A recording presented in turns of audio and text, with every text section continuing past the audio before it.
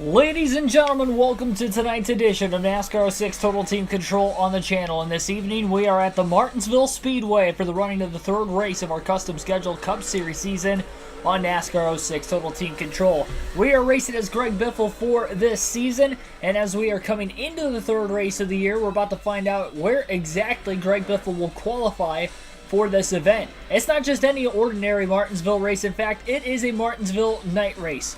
Of course, nowadays we're used to Martinsville having a night race a season as of the last couple years, but in this day and age of NASCAR in 2005, there was no lights on the NASCAR Speedway at Martinsville. In fact, EA Sports decided to put it in at a lot of their tracks, but specifically at this track, even though it did not have lights. And I'd say a lot of people that played the EA Sports NASCAR games growing up would know that this was always one of their favorite races, and this is one of my favorite. We're about to get into it today. Like and subscribe for more daily NASCAR content. I will see you guys for this weekend. Sunday, live commentary of the Las Vegas Cup race. That will start at 2 p.m. Eastern Standard Time. We do the real races on the race weekend. We do the video games during the race, during the week leading up to the race, and that is what we are doing here today. So into qualifying we go, and we'll see where the Biff is going to qualify for the second race of the season. Do have the Subway paint scheme for the first time this year. Mark DeMars, Dark Crypto, LA Gangadine, thanks for tuning in. Thanks for everybody else that is tuning in for the first time as well. No practice, just going to hop right on into this. And we'll see if Greg Biffle can have a good time. Try to figure this race car out.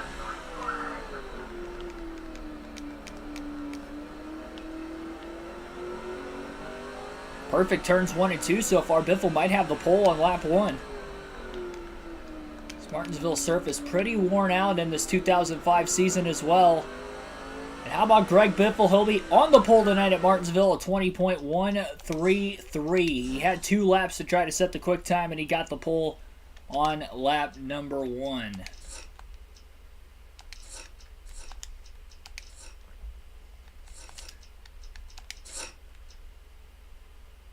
Trying to give this car just a bit more grip. Make sure it's not going to be too loose. Martinsville 500 tonight. No Torres, Craig Franklin, thanks for watching as well. 500 laps at Martinsville for the third race of the season. The only trip to Martinsville in the custom scheduled season. The green flag is in the air, and Greg Biffle and Carl Edwards will lead the field to the green. Biffle off the curb on the inside of the racetrack, but stays alongside his teammate Edwards down the back straightaway and into turns 3 and 4. First time in a week and a half that we have ran the Cup Series on NASCAR 06, and Greg Biffle is going to lead the opening lap of the race from the pole. Dominated at the Daytona road course. Led all but 11 laps in that race.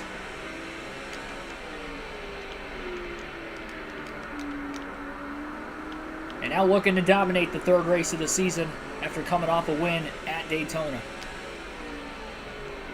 Led the most laps in the Daytona 500 as well. So first 2 races this season, Biffle has had the most laps led. Fortunately, he did not win the Daytona 500. Blew an engine while leading with 90 laps to go. Got his redemption on the road course at least.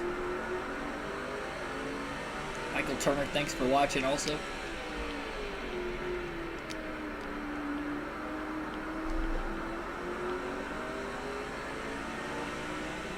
Yeah, an all Roush lockout on the front row with Edwards qualifying P2, and that's where Edwards is running in the early going of this race as well. And I think Tony Stewart's still back there in third. 20.064 that lap. For Biffle, that last lap at the line will bounce off the curb, nothing major. Lap traffic is going to be the interesting play today. Just passing cars in general at Martinsville is going to be pretty tough, especially to try to do so cleanly. At the first street course race of the season for race number 4, and it will be the New York Metro Speedway on NASCAR 06. That will be coming up on Friday night. And tomorrow night's action will go back to NASCAR 22 to race the Super Speedway at Atlanta. And that coverage begins at 6 p.m. Eastern Standard Time. Biffle getting a little bit more comfortable with the race car, able to push just a tad bit harder as he has his next fastest lap of the race after 6 completed laps so far tonight. Heartbreak John Hamilton, Martinsville. Yeah. Craven and Kluver. That was definitely a crazy race the other night at Martinsville. You're right. 50% race, I believe it was. Not the other night, but the other week. And John Hamilton blew an engine late. We saw that coming. You gotta be careful hitting the curb too many times, especially early in the run. The tires are going to wear out quite substantially on this very, very tough and bumpy Martinsville surface. On top of the fact that it's just tight corner after tight corner after tight corner. Constantly abusing that right front, but you're going to abuse the left sides as well if you keep hitting that curb on a repeated basis. Really bouncing and throwing these cars around a lot, and that's also another reason why it's so hard to pass without making any contact, because if you hit that curb, you're likely jumping into the car on the outside of you. Alan Barkley, thanks for tuning in as well. Edwards started to close just a hair, and then he ended up overdriving the middle of turns 3 and 4. Biffle able to get down to the accelerator quicker than him. 20 people watching already. Thanks for everybody tuning in tonight.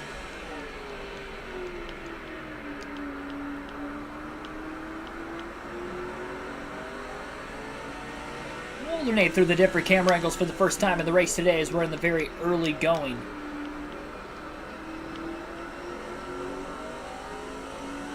Don't have as many camera angles as NASCAR 22, but let's see what we have to put forth.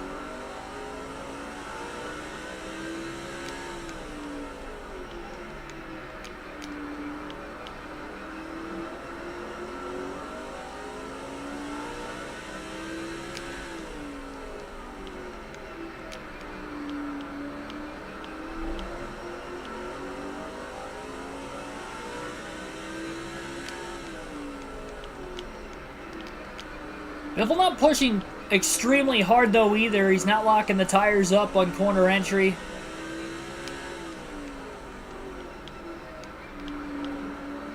Got a nice easy roll through. Corner after corner, lap after lap. It's going to be a track that really just tests your patience, considering how long these racetracks are. Martinsville's last repave was 2004. That is correct, but for whatever reason, this Martinsville surface for the night race in this game, you can see it's very old. It's almost like it's the old surface, because this is the 2005 season, but I believe this...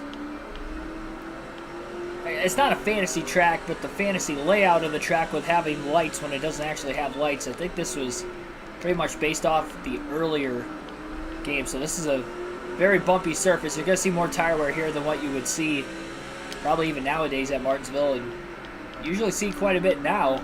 Not the Cup Series, considering the package they run in the tire compound, but it's a completely unrelated reason. And after just 18 laps, Greg Biffle's going to get to the back of lap traffic already. Jason Leffler in the 11 car for Joe Gibbs Racing is going to be the first lap car he'll catch tonight. He's got a whole line of them in front of him. The 49 of Kenny Schrader there as well. And Edwards going to lead his first lap of the race. Biffle spun his tires off the exit of turn number 4 after he hit the curb on the inside. And Edwards was able to not quite clear him, but he did lead that last lap at the line. Now Biffle going to use Leffler as a pick to get down and underneath and lap Leffler and stay in front of Edwards. So another lead change at the line that last time by. Biffle back in the lead. So 5 bonus points for Edwards, getting that lap led in there.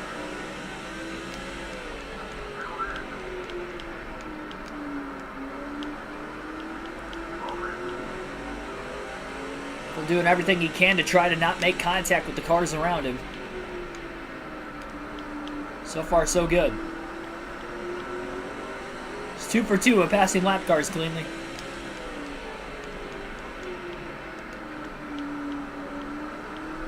Right in line behind the 36 car of Boris Said, Road Course Ringer. Toxic Punk Young Boy, thanks for tuning in. Trying to get to the bottom, Said right there in front of him. low exit to turn 2, so Biffle can try to charge hard into 3 on entry. He's got the advantage down on the inside lane, and he'll make the pass there. I see Mark Martin towards the rear of the field. All 5 Roush Fenway Fords have had speed in pretty much every race this season, at least through the first 2. Super Speedway Road Course now on a short track for the first time. And at least he saw a front row lockout with Edwards and Biffle, and they've each led at least 1 lap already. It looks like Mark Martin and the 6 cars towards the rear end of the field right now. Biffle keeps it off the 43 of green, has a run through the center of the corner. They clear up on the back straightaway, not looking to pass Jimmy Spencer this time. Now he'll look to try to hopefully get around him. Side by side into the corner. Biffle off the curb. Still kept the car down to the bottom and kept it off the 50 of Spencer on his outside, and he's going to be able to make the pass. Now Sterling Marlin's the last car in the lead lap in the 40. Silver Bullet Machine. Raymond Toohey, Corey Freet. See you guys in the chat also. Thanks for tuning in. 15 likes already on the stream. Greatly appreciated. We had 35 likes at the end of last night's stream. And the first 3 races for NASCAR 22, we have had at least 35 likes in a stream. So we'll see if we can keep that streak going. Considering the live race commentary stream, we had well more than that as well. We've had 4 straight streams of at least 35 likes. So let's try to keep that streak going here tonight. Got off the exit of turn 2 really well. Dive bombs to the inside of Marlin. And now Mark Martin is the last car on the lead lap right now. Is definitely in danger of going a lap down. He's going to give his teammate plenty of room down on the bottom of the racetrack, and Biffle's going to pull alongside Martin on the back straightaway and look to make the pass cleanly in turns 3 and 4, and does. So Martin got to surrender his lap early on. He's struggling with the 6 car. Just in the speed department, maybe handling as well. We'll find out when we take that first field pass of the night exactly what Mark may be dealing with.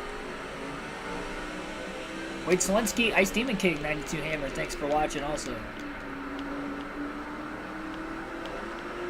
Jimmy Johnson won the fall race and Rusty Wallace won the spring race. Off the top of my head, I'm not entirely sure. I don't think Rusty Wallace won in 2005. It was his final season. I don't think he won a race in his final year. Not that I remember. So trying to undercut the corner a little bit to get around the generated fantasy driver in the 149. Wasn't able to do so that time. Martin starting to close back in on the 16. It's the first lap car Biffle's kind of struggled to pass. At least for a couple laps. Getting held tightly in the corner. Rolls around the curbing with the left sides on the inside. And clear off turn 4.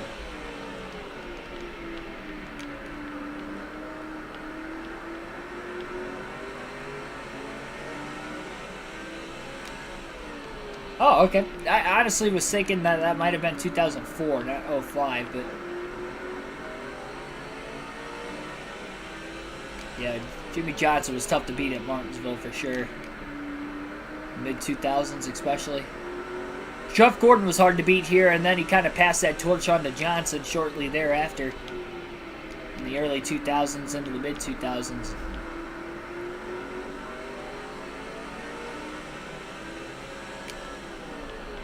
Yeah, I didn't realize not Sterling Marlin, but Rusty Wallace won the Martinsville 05 race. I don't know why I was thinking he didn't get a win in his final season. I would have only been 6 years old. I'm kicking myself too much over not knowing that.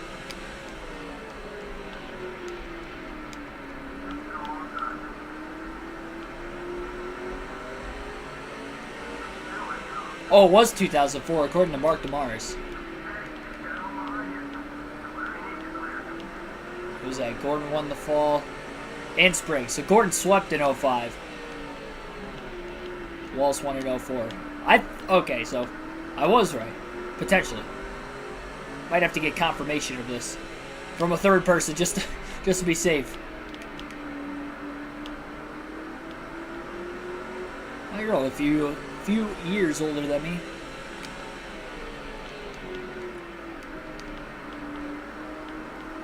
A 1.7 second lead for Bitful early on. We'll take our first field pass of the race at the start-finish line this time by, as we'll be coming to lap 38.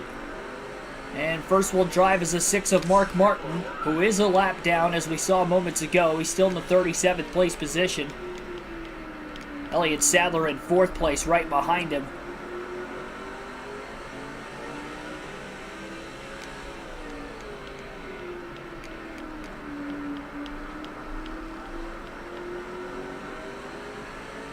Raji, thanks for watching. Doing pretty good tonight. Hopefully you are as well. Oh man, I hit the curb and it pulled me to the left. I thought I was going to end up in that tire barrier at the exit of turn 2. Martin going to get by Stewart. Stewart's in 3rd. Martin again still lap down. Charging in late in the corner, putting the bumper to the 149. Little bump and run.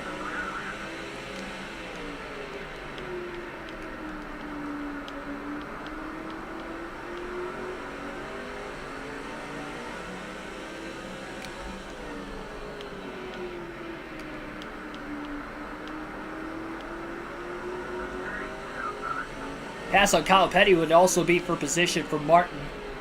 And then again, Edwards is in 2nd. So that will not be a spot. And we'll go to the 17 car of Matt Kenseth next. And we'll see where he's running. It looks like he's at the tail end of the lead lap as well. Back in the 21st place position. I wouldn't say tail end of the lead lap. He's more mid-pack right now. But not up there with his other 2 teammates. See if we can get Kenseth inside the top 20 here in the few laps we race as him.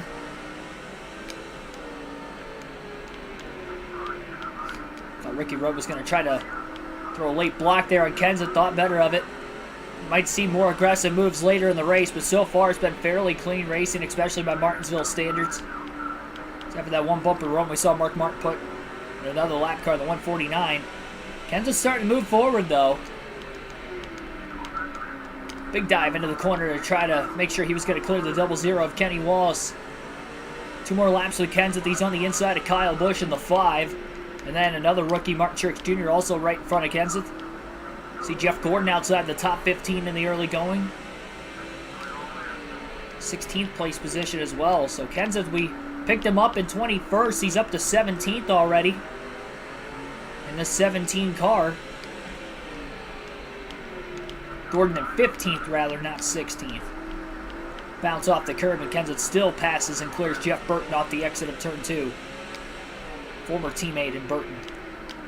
And the first lap car for Kenseth and Gordon right up on that outside lane. Now we'll see where Kurt Busch in the 97 car is. He's a little bit further up in the running order than even Matt Kenseth, as Kurt Busch is currently in 6th. So he is in the top 10 as well. So 3 of the Roush Fenway Fords out of the 5 are in the top 10.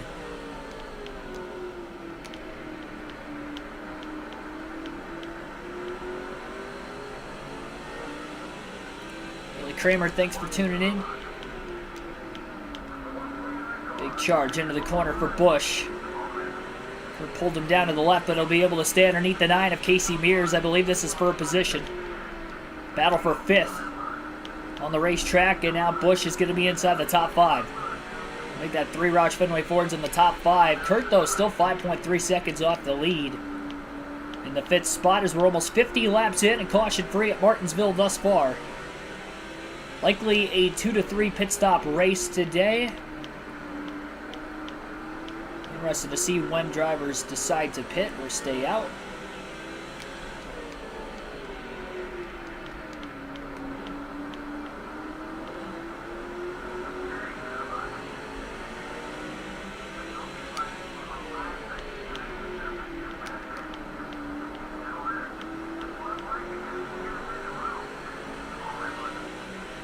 I say, my bad for saying Casey Mears. I bet Casey came.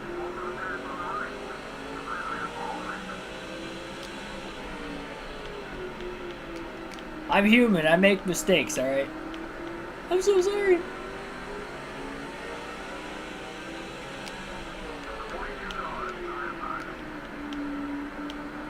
Catching Sadler for a spot potentially as well. Kurt Busch is only 3.8 seconds off the lead. He's getting through the lap traffic a lot better than the 4 cars per position ahead of him. Not going to be able to get by Sadler. Actually got in the back of him. And we'll go to Carl Edwards in the 99 car next.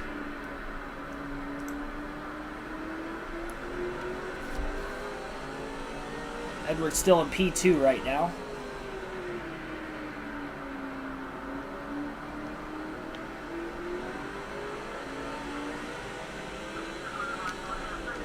At least he got 1 lap let in.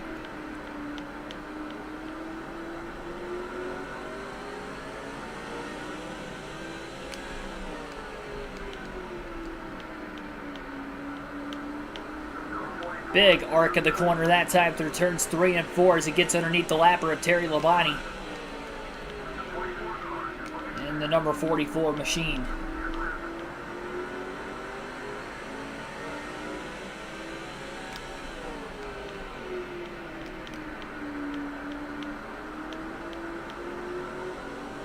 We'll go back to Biffle in a couple more laps. So he's still led all but 1 lap in this race. The weird thing is, it wasn't like it was the first lap he didn't lead. It's lap 18 or 19.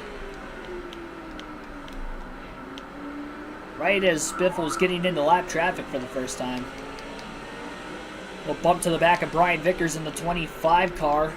Right in front of Edwards. Edwards gets hooked on him again. He's trying to get back down to the bottom lane. Does, and gets underneath Vickers into the corner. Dale Jr. already a lap down. A lot of big-name drivers towards the back of the field right now. And we'll go back to the 16 of Biffle, who leads the race by about 1.1 seconds or so over Kurt Busch. Still about 3 or 4 lap cars between the top 2. And now Bobby Labonte in the 18 car is the last one in the lead lap, former champion.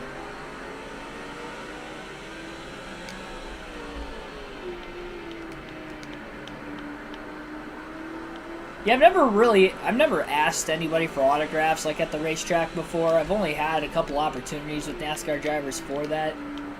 But I mean, even if I'm just walking past them or whatever, I'll, tell them good luck, and I'd pretty much get like, oh, hey, thank you, or whatever. Like, it never blow me off. I think Matt DiBenedetto might have been the only one that ever did that, surprisingly. That was at Indy in 2020, or 2021, rather.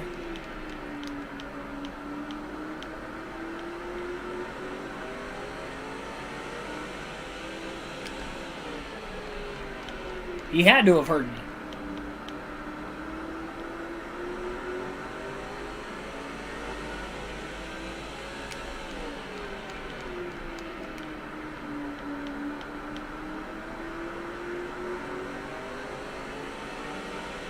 Well, I will say it's been a quick 62 laps.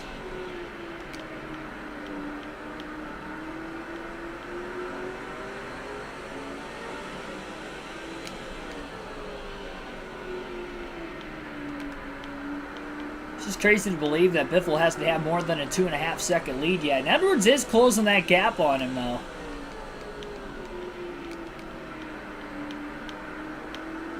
Jason Leffler about to go a second lap down fairly soon.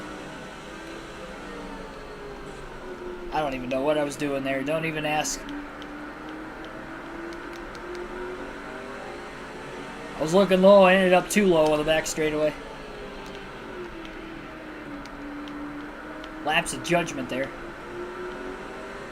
God, I did it again. Just driving too low off the exit of the corner.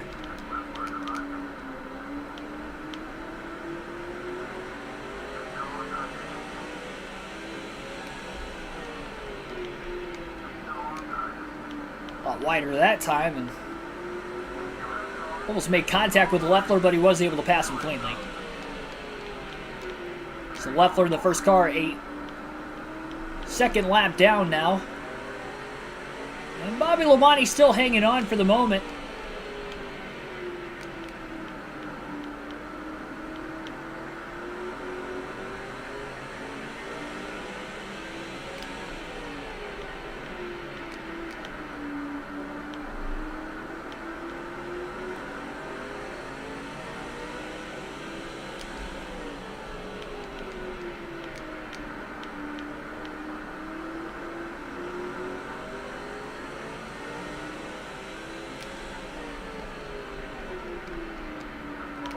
Oh, that was a tight squeeze. I don't even know how the 16 and the 18 didn't make contact that time in turns 3 and 4. Especially with Biffle's left side tires on the curbing. Well, they made contact that time. Biffle flatlined the corner a bit. Bonnie finally going to go lap down. Now Shane Meal trying to squeeze Greg Biffle.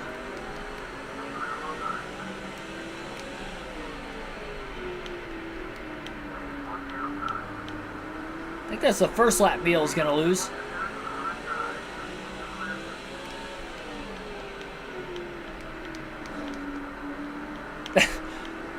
That 11 eventually got better at Martinsville. I like that comment. Yeah, they did.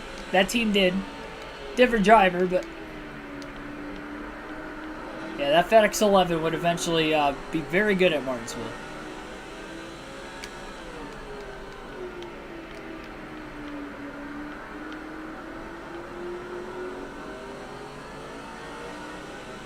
Possibly the best at Martinsville of any other Cup driver as of right now. I think the only debate is potentially Kyle Busch.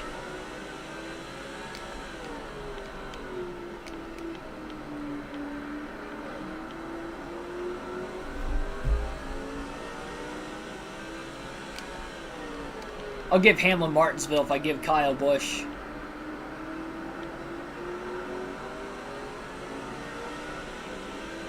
Actually, you know what? I'll give Martin Truex Jr. Martinsville. I'll give Denny Hamlin Richmond. And Kyle Busch can get Bristol. As of right now.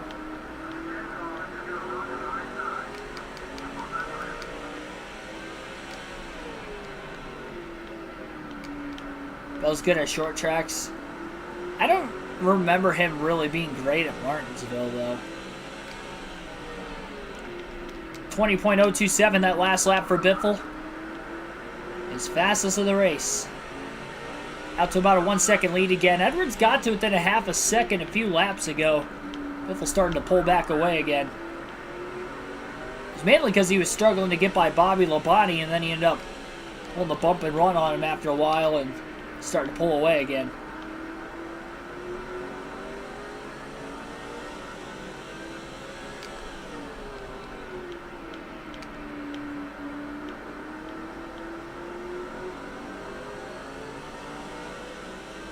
Tattoo Wheel Scratch, thanks for tuning in.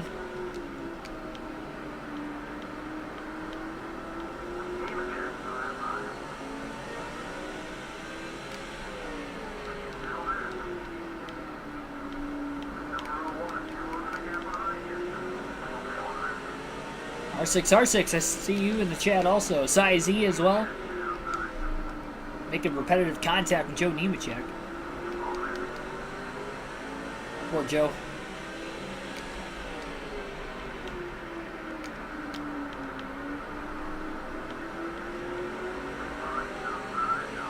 Biffle underneath the 21 of Rudd. Oh, 3 wide potentially. It is 3. I don't know how they got 3 wide at Martinsville with no contact, but they did.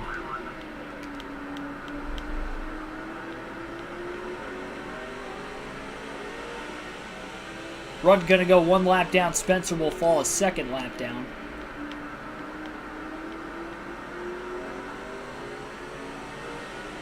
I don't usually see 3 wide at Martinsville work out that cleanly. But if you are going to see it work out that cleanly, it's probably when it's in the first 100 out of 500 laps. Remember, the Martinsville Spring Race now is only 400 laps. So when we get there in NASCAR 22, it's only going to be a 400 lap race, not 500. The playoff race is still 500. Now, this is the only trip, again, though, to Martinsville this season. I know it's only the 3rd race of the year, but we have a lot of other tracks to get to. Very few that we are going to multiple times this season.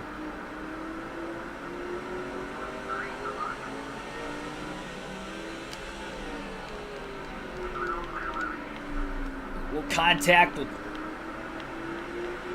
Jeff Green.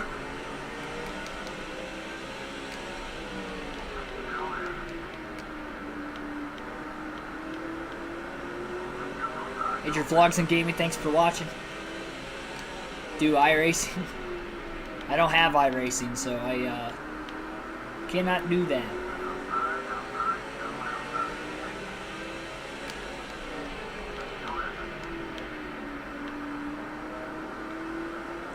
This is a good game.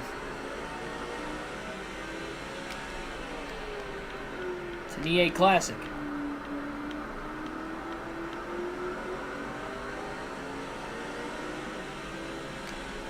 .943 that last lap for Biffle. First time I think I've seen him in the 19-second lap barrier.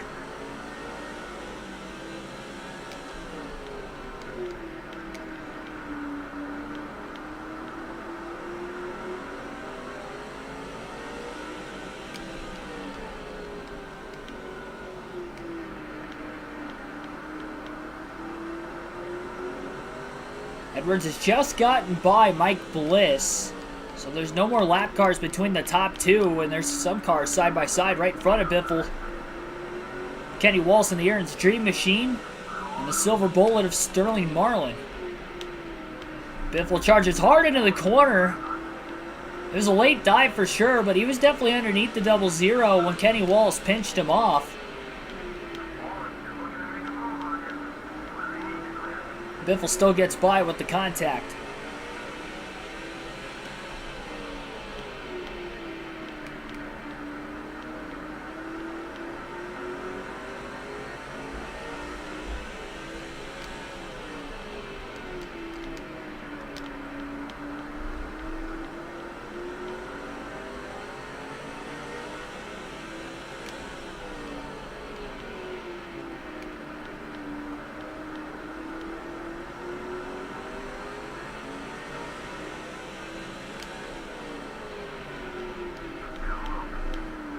Didn't even really give Kyle Busch much of a chance to play any sort of defense there.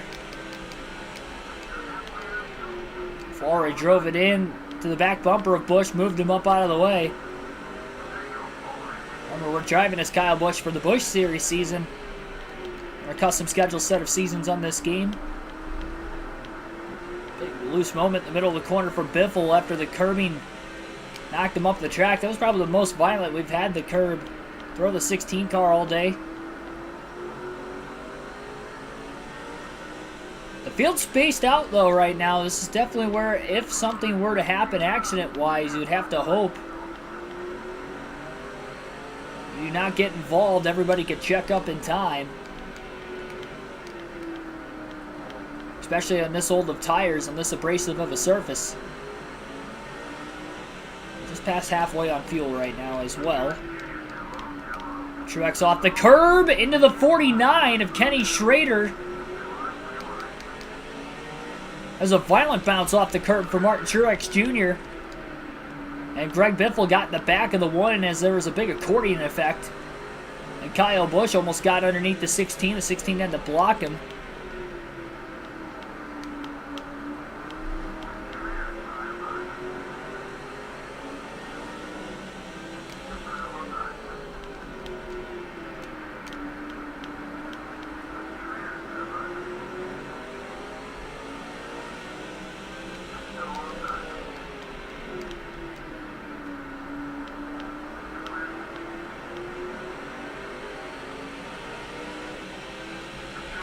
I think you meant to say, why did Dover buy SMI? Or why did SMI buy Dover from NASCAR?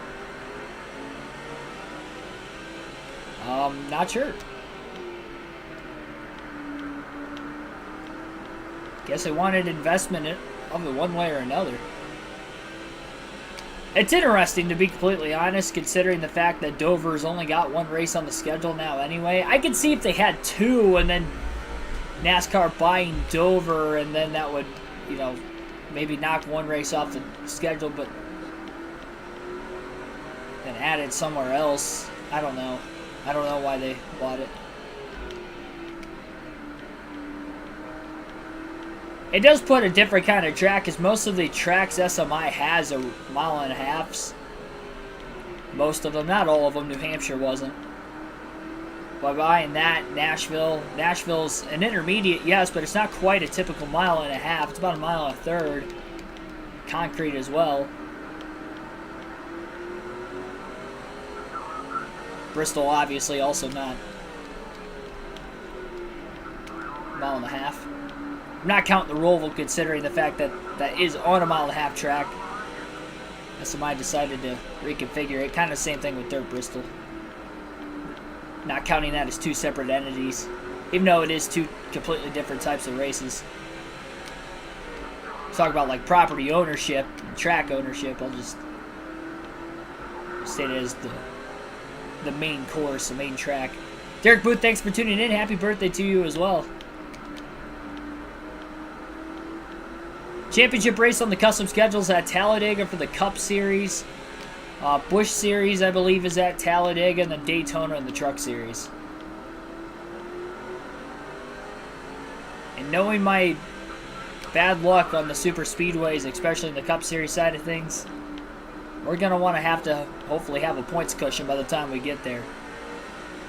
Obviously, after the DNF and a 42nd place finish after an engine failure in the Daytona 500 for Greg Biffle, even though he won and got a max point stay in the Daytona Road Course race in the second race of the season, he's still sitting mid-pack in the point standings.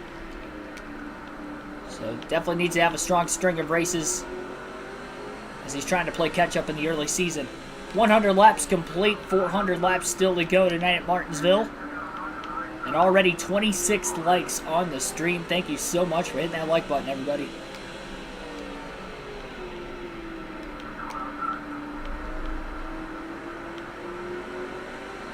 Jeff Gordon, last car in the lead lap. Kenza just won a lap down about a lap and a half ago as well. Michael Waltrip, Kevin Harvick, last couple cars in the lead lap right in front of Jeff Gordon in the 24. Biffle the run off turn 4, looking low, but Gordon down low to block and hang on.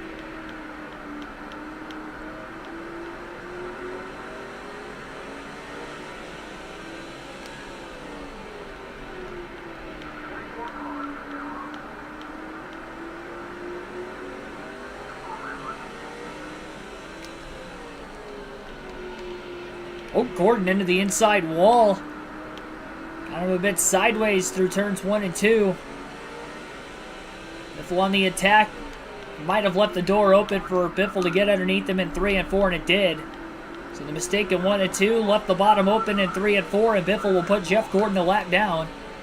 Some of the drivers we were seeing up towards the front competing for wins in the first few races of the season, seen them a lap down. Drivers like Mark Martin, Matt Kenseth, Jeff Gordon now, even Dale Jr.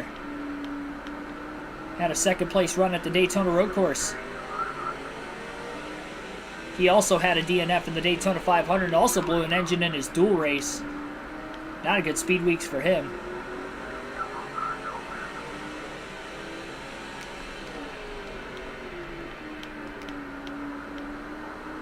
Waltrip closes on Harvick, trying to get to the inside of him. One car has just blown an engine, it looks like, in the middle of turns 1 and 2. Might be, I'm seeing things, never mind. I thought I saw some smoke coming out of a car back there. Like 5 or 6 cars beyond where Biffle's at on the track. I was seeing things, I don't know what I was seeing there. Hallucinating.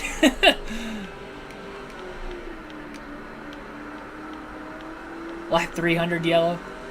Craig's calling a shot. Oh, okay, so maybe there was somebody blowing up.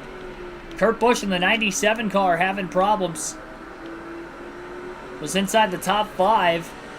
He's slow on the back straightaway. That's not the car I saw, though. Or thought I saw. Saw it? Seen? We're getting the English language here for a second. My diction's been a little illiterate, I guess, to say the least. So Kurt Busch going to drop out of this race with an engine failure. That's another driver who was performing well in those first few races of the season. Off to a good start today, but unfortunately, no laps led. Potential last place finish if he can't get that car back out on the racetrack before the end of the race. Try to pick up positions from other drivers who DNF. Busch will be the first one out, leaving just 4 Roush Fenway Fords remaining. Just 2 of which on the lead lap, which are the drivers running first and second of Biffle and Edwards. Edwards won the championship as a rookie in our first season. Trying to make history, though, in his rookie year to do it again with having a second season on this gameplay. This is going to be a little harder, though, with being a full season points format this time around. A 10-race chase with the original chase format like we had in the first season for the Cup Series.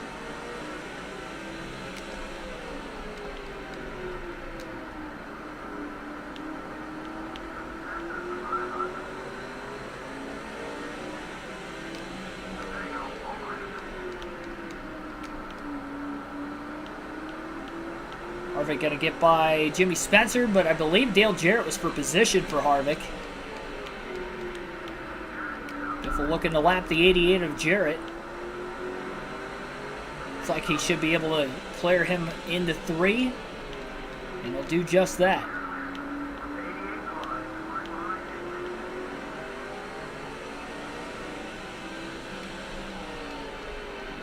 Oh, big bumper. Being put from the 16 to the 29. Biffle on the inside of Harvick now, trying to put him a lap down. And he'll do exactly that. Now Rusty Walsh is the last car in the lead lap in the blue deuce.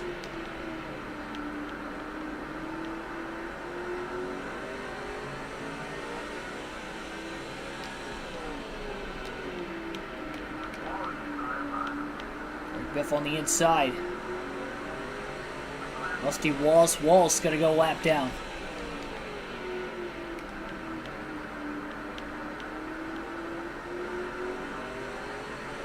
Jimmy Johnson just a few more cars further up the way. Mark Martin going to go a second lap down.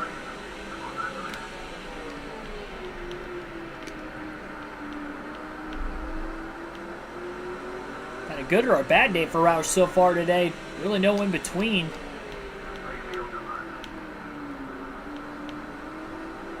So track position and qualifying so important at this racetrack. Lap traffic was started at lap 18. We've had over 100 laps of lap traffic alone, and obviously still green since the start of the race. Largest lead of the day as well for Biffle simultaneously, about 3.7 seconds ahead.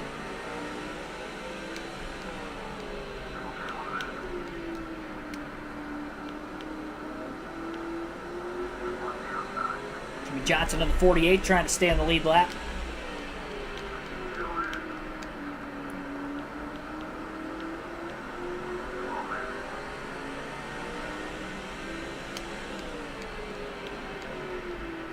Definitely don't want a short pit at Martinsville, I'll tell you that much. Lose a couple laps here under green flag conditions if an untimely caution were to come out. Biffle has a fast car. He doesn't have that fast of a car to try to get a couple laps back under green flag conditions. I have to assume that maybe the nighttime sky is adding a bit more grip to the racetrack than what we would see during the daytime in this old abrasive surface, but even still, good racing thus far.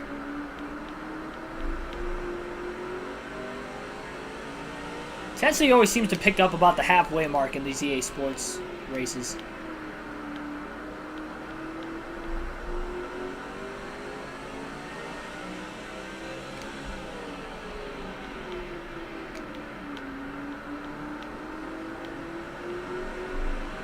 Oh, little bump to the back of Johnson. And a little side swipe as well on the 48. And Greg Biffle will lap Jimmy Johnson that time through 1 and 2. Dive quickly underneath John Andretti in the 14 car. And all clear.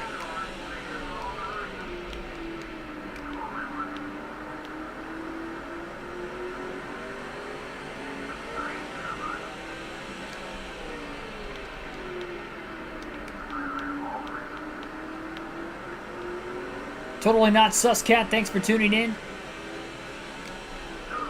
Caution's out for the first time today at lap 126. Looked like trouble on the outside of the racetrack in turns 1 and 2.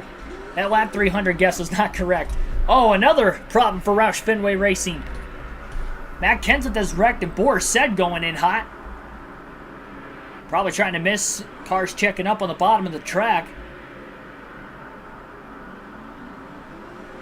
So Matt Kenseth has crashed all on his own, no help. And on 100 lap plus older tires, I'm sure the field will pit here. Biffle definitely coming in. We'll see if everybody else behind him will come into the pits as well. And that will be the case. So 4 tires and fuel, no adjustments on the 16 car. We'll see who's going to win the race off pit road. First stops of the night in the first caution of the night.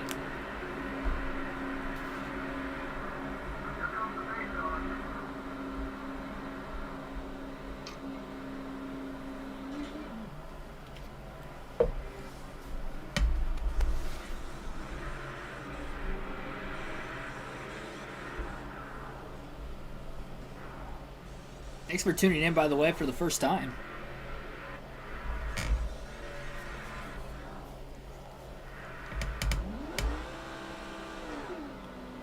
And it will be Greg Biffle winning the race off pit road.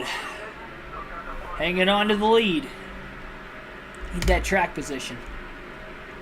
He's had it all night. Lap cars to the inside of the lead lap cars.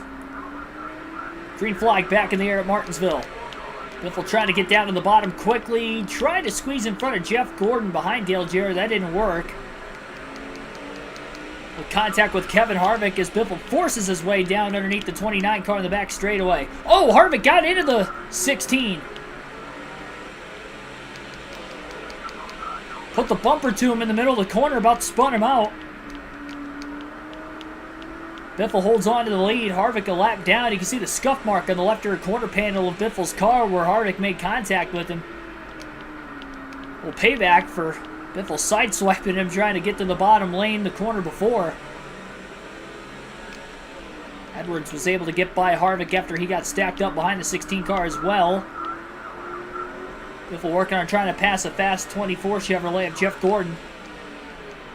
Faster as far as equipment goes, at least. Gordon going to go lap down again. Dale Jarrett on the lead lap. He's hoping for a quick caution.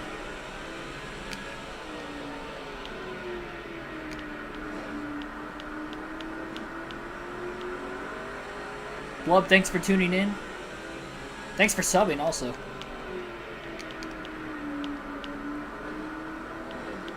Yeah, Edwards ended up P2 out of pit road, so he is still right up there with his teammate. But outside of Edwards and Biffle today, it has been a struggle for Roush. Kurt Busch dropped an engine. Kenseth just brought out that first caution, wrecking while he was already a lap down.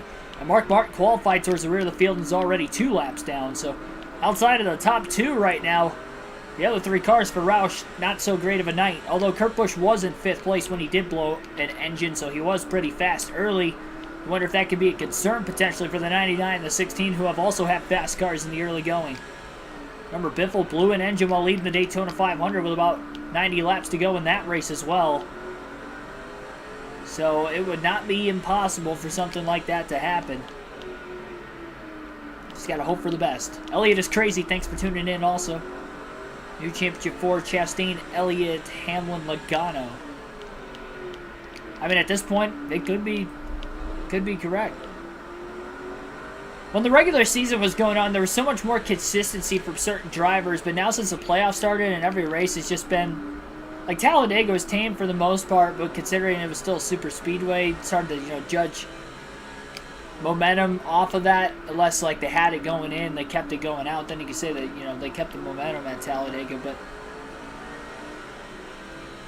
I guess Chase Elliott found that momentum back, but then he ended up not having a great finish at the Roval, even though it wasn't his fault, ultimately.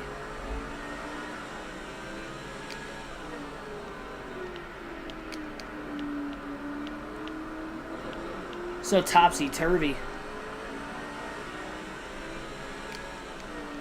Especially at the mile and a halves and the tire problems we've been having with them. So far this season, who knows what's going to happen at Las Vegas and Homestead the next couple races. I hope Briscoe doesn't make it to the Championship 4 just for the sake he won at Phoenix earlier this season, and he'll probably have a fast car there again this fall. I don't want to see Briscoe win the championship based off of how he has ran the whole year. He had 5 top 10s the entire season up until last weekend when I think he just picked up his 6th top 10 of the year. I don't want a guy with 6 top 10s on the season to win the championship. I mean, come on. What are we doing here? He's like 20th in points all year.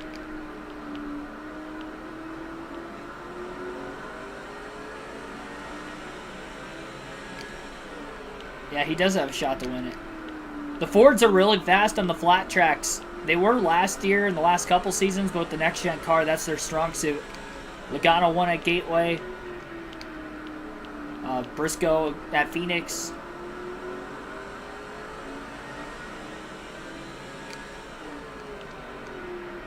Penske cars are usually pretty strong at New Hampshire.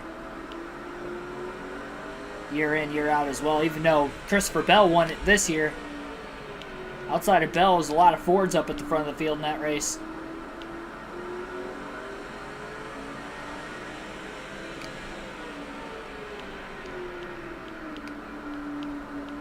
Yeah, Chastain had a good run at Vegas earlier this season.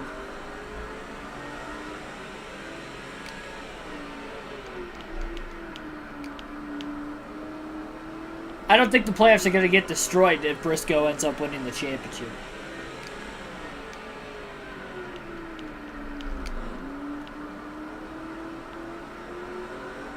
I don't think that's going to be what it takes.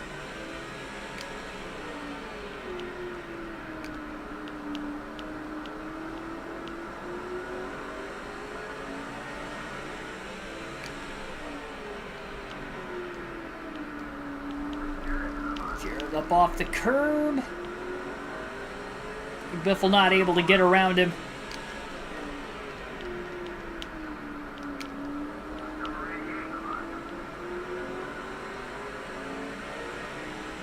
I'm Patrick, thanks for watching.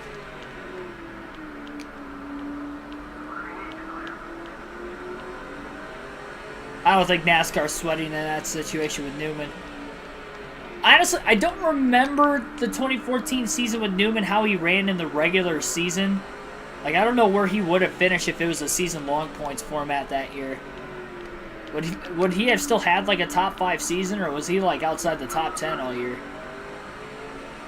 I know he didn't have a win, but you look at Ryan Blaney this year, he was the only driver to make the playoffs without a win this year, but he'd be second in the season-long points format right now, too, so...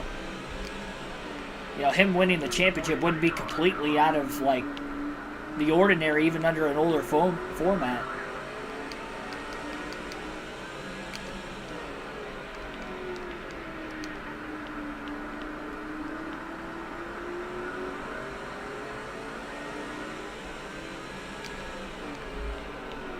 Biffle, the bump to the back of Green. They just shot Jeff Green past Boris and into the 49 of Kenny Schrader in front of him. Hopefully Biff will get back into Green again. Bullying that 43 Dodge. Custer, Elliott, Jones, Boyer, equal race manipulations. Thanks for tuning in also. He's calling everybody out. Wade, we're 150 laps in right now. One caution at about lap 121. It was for Matt Kenseth losing control of his car in turns 1 and 2, getting up into the outside wall. Nobody else was collected or even started it. Lost it all by himself. And Greg Biffle's led all but one lap. Field pitted under that first caution, so only about 30 laps on these tires right now. And since the restart. Bounce off the curb from Biffle. Biffle won the race out of the pits as well. The only lap he did not lead was very early in the race when Carl Edwards was battling for that lead in lap traffic. Biffle's having a hard time trying to get around the 49 car. Kenny Schrader, he was there. Schrader almost gets dumped. Major contact in turns 3 and 4, and Edwards is on the attack.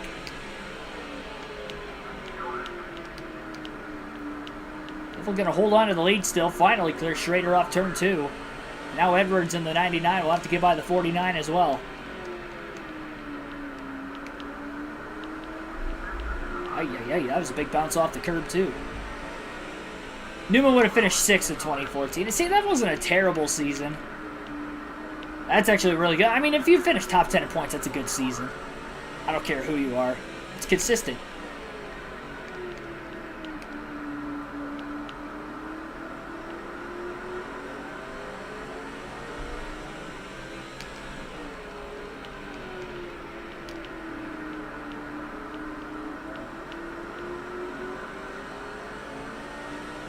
This game encourages race manipulations with the total team commands. We have done our fair share of manipulations in the past. I did do that, I think, in the Busch and the Truck Series at times last season.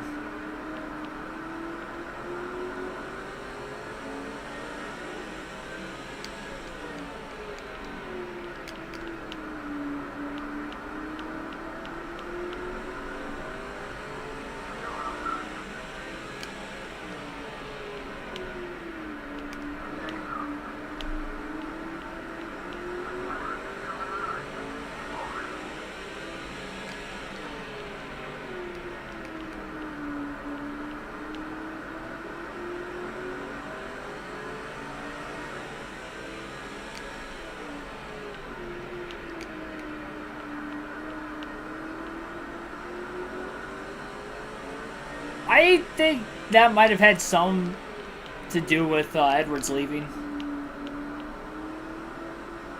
He had been in a lot of violent crashes in his career, though, too.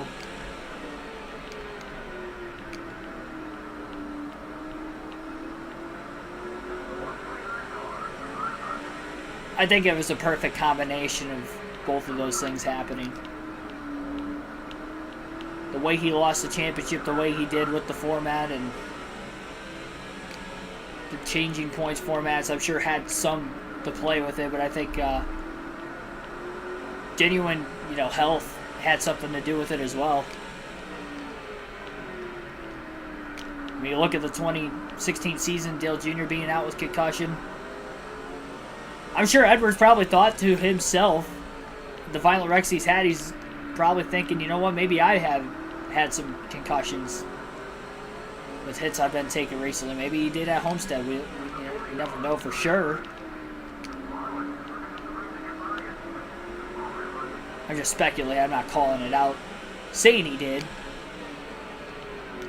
but we don't know exactly, the exact reason why, despite the fact that he did have that long press conference the day after his official retirement over the internet, or word of it.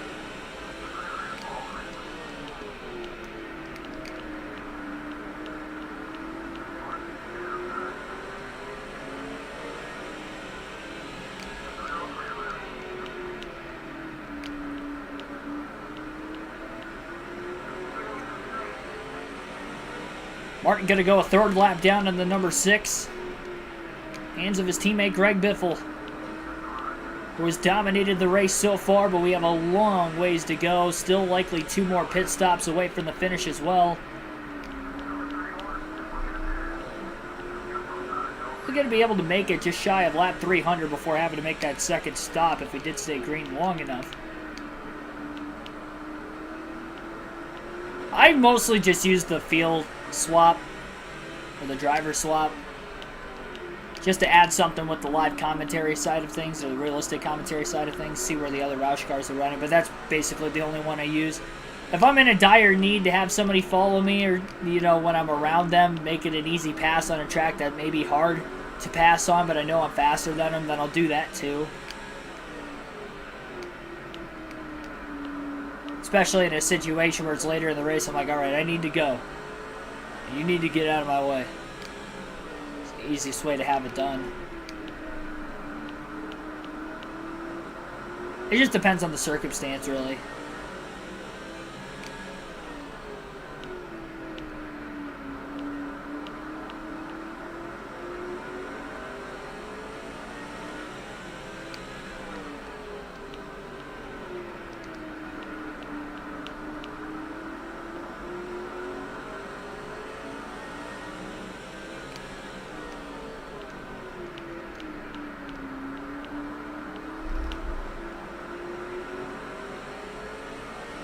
Pretty calm race so far, for the most part, outside of that one yellow.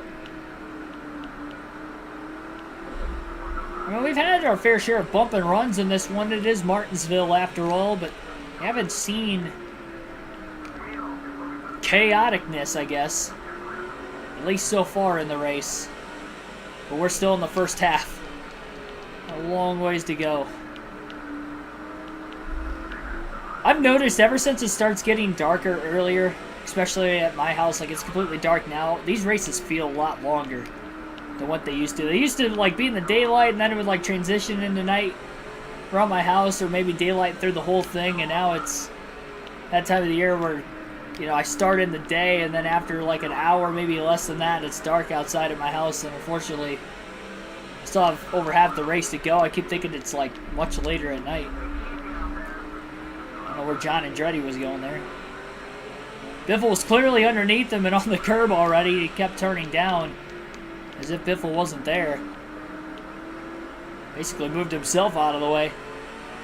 Biffle still has about a 2.2 to 2.3 second lead over Edwards.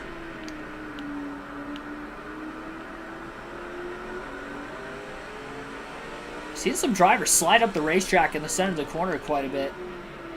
19.8 second lap time that last lap for Greg Biffle. His fastest lap of the day. He picked up quite a bit.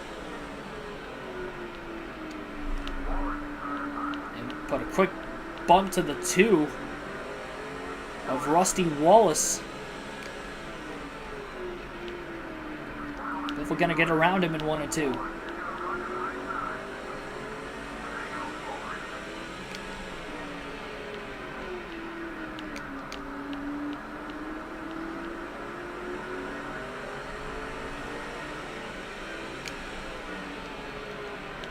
Another fastest lap of the race, 19.845 the last lap for Greg Biffle.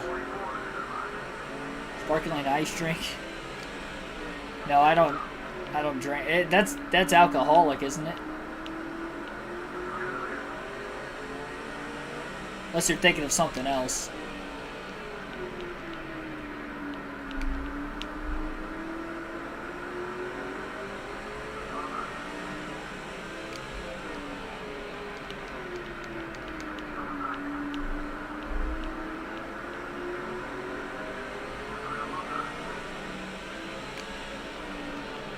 Yeah, I'll be in Phoenix that weekend for the championship, which happens to fall during daylight saving times.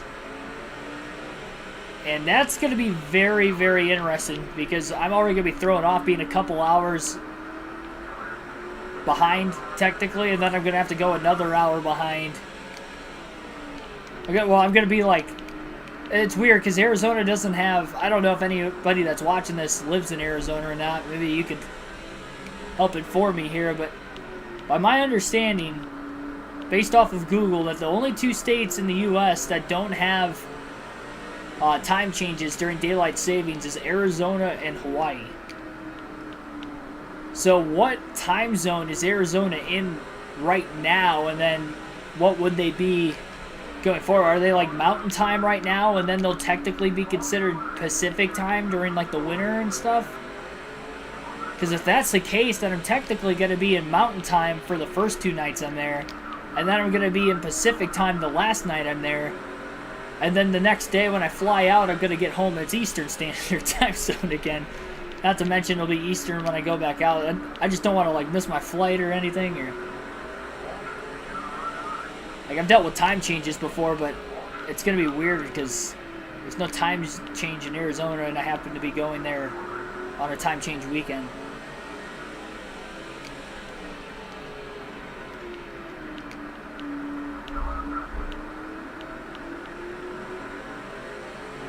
Fruit flavored? Gotcha.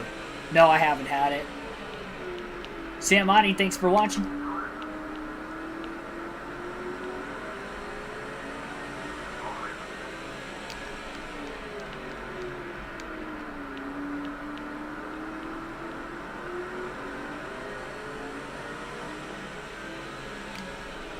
Oh, 19.879 that last lap for Biffle. Not quite as fastest, but pretty close to it. Arizona's mountain time.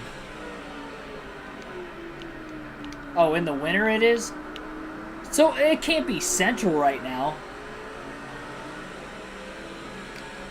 I'm still confused. It'd have to technically switch time zones if they don't. I don't know.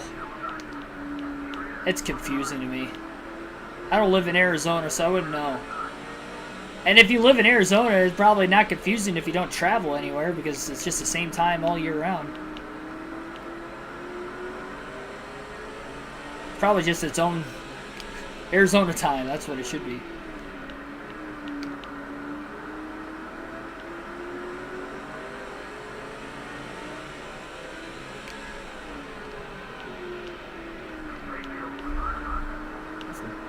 Knocking the back bumper off of Jeremy Mayfield's race car.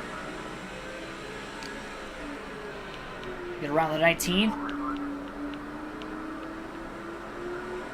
Stephen McPeak, Kenneth Clark. Thanks for tuning in tonight. Almost a 4.5-second lead for Greg Biffle. It's his largest lead of the night. As we're about 65 laps or so into this green flag run.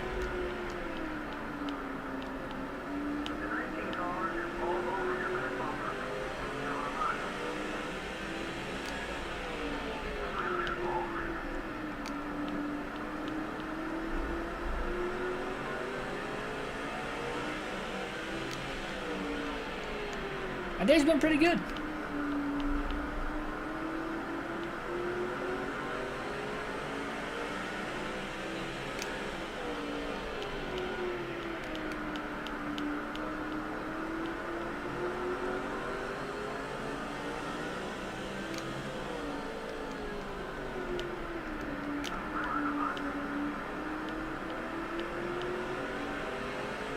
Oh, jeez.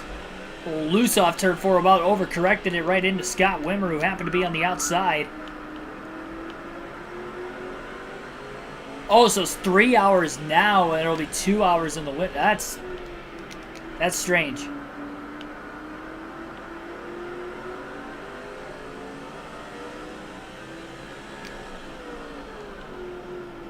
That's really weird.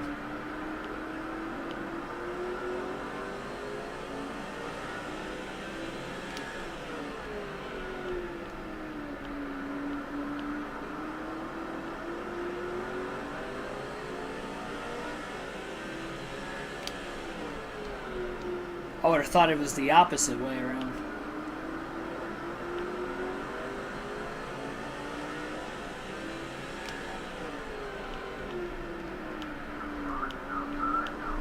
Contact with Ricky Rudd in the 21. Biffle in the 16. Biffle trying to make the pass on Rudd again in turns 1 and 2. Will bounce off the curb. Gonna pass him. Rudd going at least a second, maybe even 3 laps down now.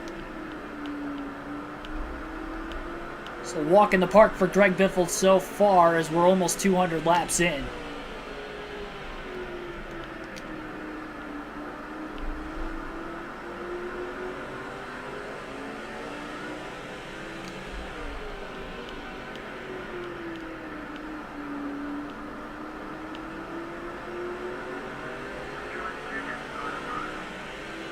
Trying to get underneath the 1.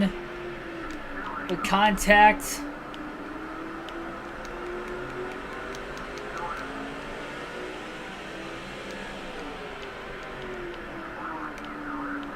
Biffle finally gets around Truex.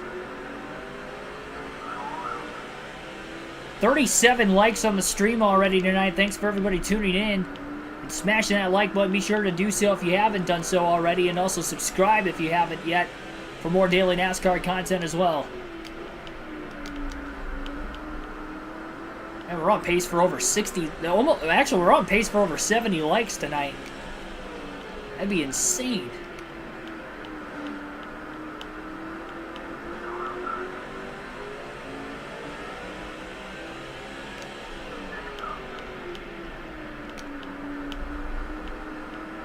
I think we got chicken noodle soup on hand for tonight's dinner. Nothing too special. Something quick. Quick to make.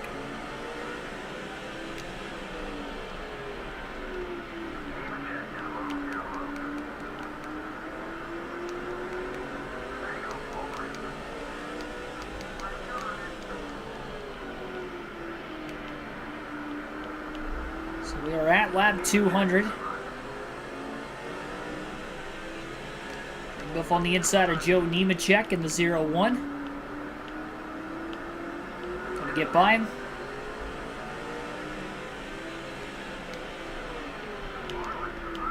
Dive bombs quickly underneath Sterling Marlin in the 40, and he'll make the pass on Marlin as well.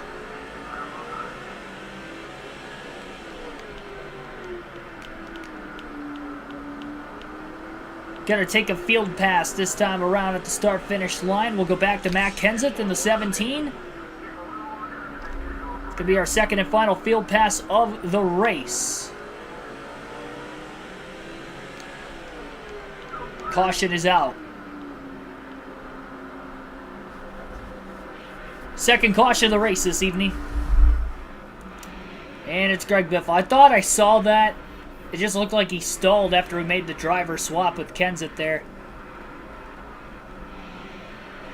Should be alright. Just kind of rolling around the inside of the track. No heavy damage on the 16. Should be in the race still. I'm alright as long as there was no major crash to take heavy damage off the car. I saw Edwards took the lead right before that. We're going to have Kenseth pit. It looks like everybody else is going to pit anyway. Second pit stop of the night as the field is coming in. Following our second caution as we now have 200 laps complete. 2 Roush Fenway Fords now to have some problems in tonight's race. 3 actually if you count Kurt Busch blowing an engine.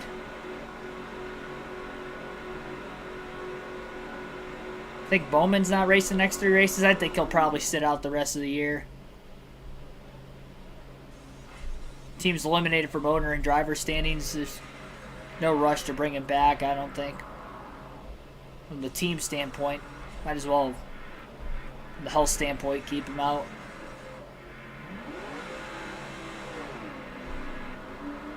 Contact leaving the pits between Casey Kane and Matt Kenseth. Biffle gonna lose a spot on pit road. It looked like unless he lost a spot to Stewart as well before the caution came out. Which is possible. Kenseth towards the front of the field as far as cars that are 1 lap down. We'll see if he can get back on the lead lap soon as the green flag is back in the air.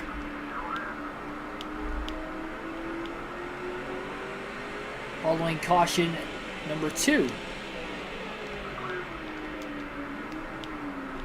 Kenseth with a little contact with Casey Mears. Forcing his way around him. A lot of cars a lap down. Kenseth's in 10th. A little contact as his teammate Carl Edwards tried to slam the door shut on him.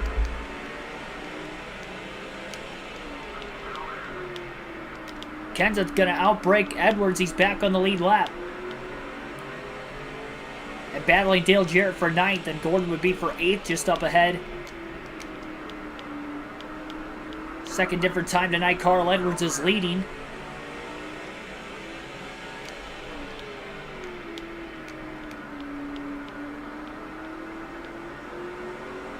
We get another quick yellow. Gordon and Kenseth would be back on the lead lap. That's all it takes sometimes. Jarrett just got lapped again by Edwards, but he's in the free pass position. As long as he remains in 10th. And for when the caution comes out again.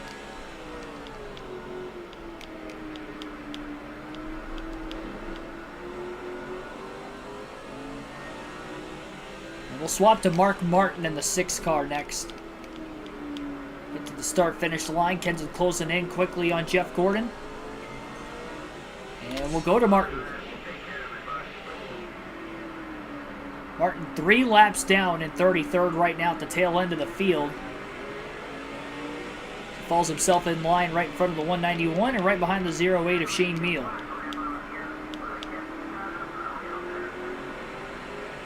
Big run for Martin. Oh, 3 wide, got sandwiched. Oh, I saw that coming. Shane Meal into the barrier and Martin up into the outside wall. In the middle of the corner, caution's out for the 2nd time this evening. 3rd time, rather, this evening. Martin was 3 wide middle going into the corner. He had a run on the back straightaway and then ended up just kind of not being able to keep control of his car 3 wide middle and slammed the 08 head on into the tire barrier for that 3rd caution. Whoops.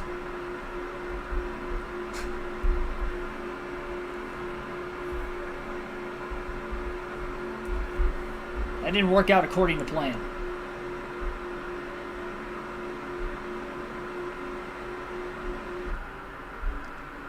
We'll try this again. Just murder that guy.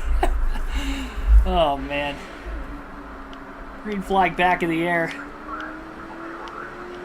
You know the saying, cautions breed cautions. Edwards going to have to survive another restart at the front of the field. Oh, man, everybody jacking up into the first turn. And the 191 just drove the 6 of Martin into the wall. And our 4th caution of the night. What was that? They stacked up, and then after the contact between the 191 and then the 6 of Martin, the 191 just drove right up the track into Martin well after he had control of the car. It never lifted. The tempers flaring at Martinsville all of a sudden. We're getting some cautions.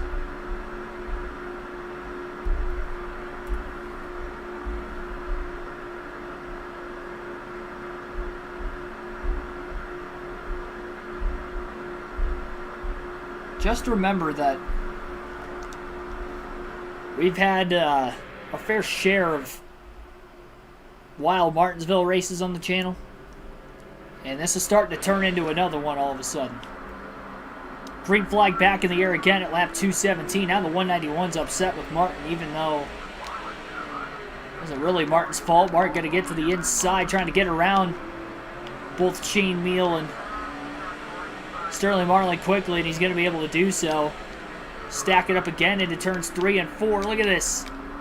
3 wide down on the bottom. None of those passes for position, though, for Martin. I think he's the highest running driver 3 laps down. That's why he's not gaining any spots despite passing cars. 3 wide again.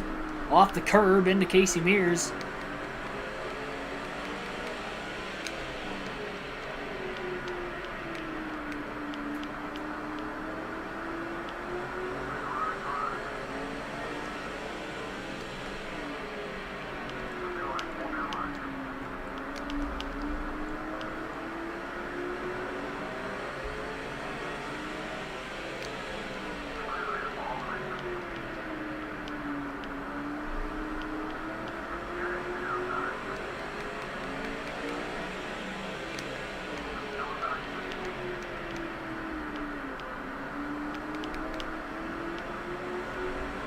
Swap to Carl Edwards in the 99 car up next. Believe he is still in the race lead. That is the case on the back straightaway.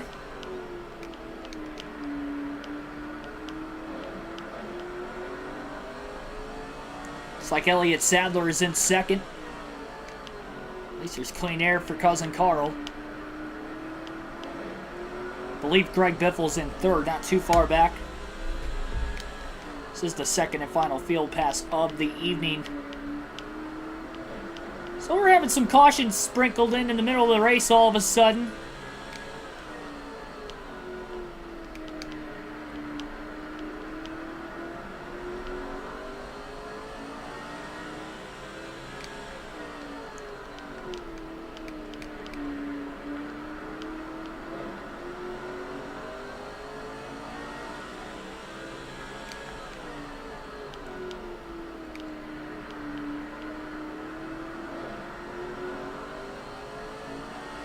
We have had 2 different winners in the first 2 races. Tony Stewart won the Daytona 500. Greg Biffle winning the Florida 500K at the Daytona Road Course, who will win the Martinsville 500 tonight at Martinsville.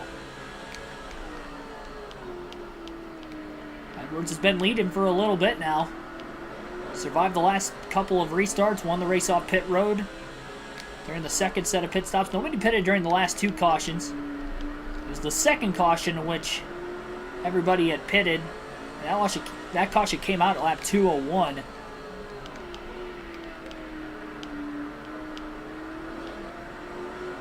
Really only about 15 laps, maybe 20 on their tires.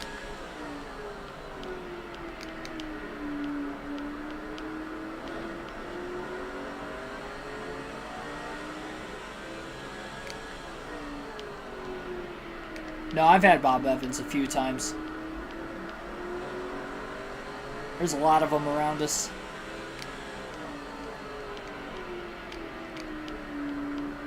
That's like only a Midwest thing, isn't it?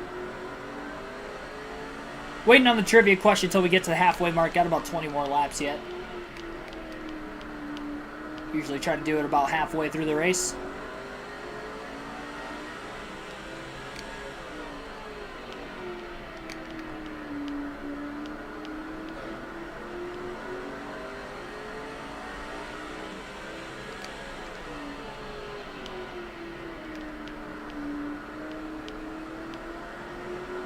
Yeah, they're closing in on Edwards, by the way. We'll go back to the 16 at Biffle, this time by at the start-finish line. Well, Biffle looped it off turn 4, and that will be caution number 5. No more field passes.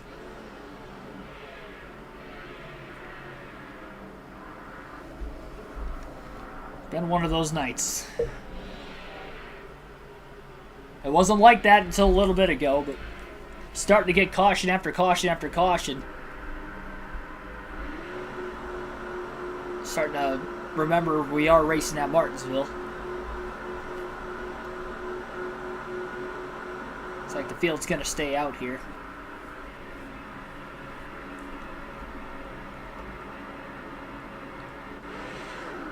Thing's not like NASCAR 22 where I'm going to go a lap down after every caution that comes out. Ooh, contact on the restart. The 42, and now a bunch of cars underneath Biffle. He's got Martin Church Jr. and the 1 car under him. Oh my gosh! Off the curb goes Truex right up into the field, and there's a near parking lot off of turn 4. Oh my gosh, they're piling up big time back there. Look at the field just get log jammed behind Truex.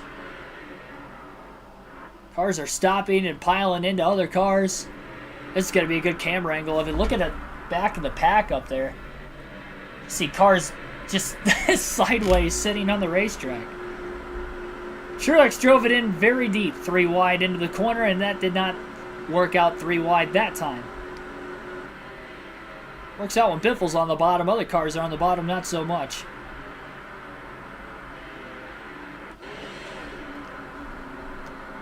We'll try it again. Lap 241, green flag back in the air. They're trying to get down to the bottom, and they're bottlenecking on the outside again. Kyle Busch in the 5 car. Jeez Louise. Biffle just trying to get control of his race car. I think everything's all right.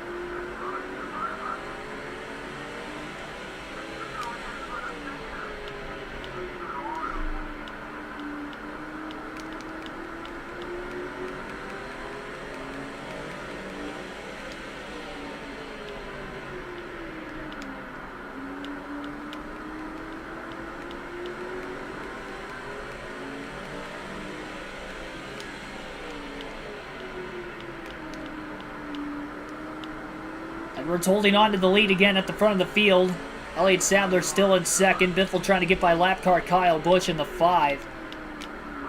He'll do just that. He quickly closes in on the 42 of Jamie McMurray. There's now a rival of Biffle's. We're going to have to be careful. Biffle looking low underneath McMurray. He is underneath him. McMurray moves down.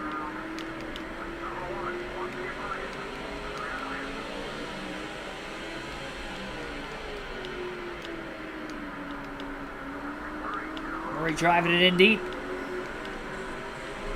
Biffle up into the wall on the outside. Oh, Jesus. Oh, my gosh. I barely hit him, too. I hit him slightly. He kept turning left. The tire barrier 500 under the lights at Martinsville. Nobody else was involved, luckily. Everybody missed McMurray to the outside.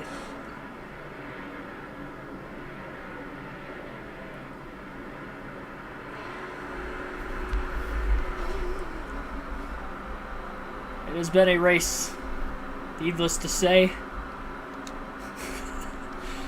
Oh my gosh. It's Martinsville, ladies and gentlemen. Welcome to Martinsville.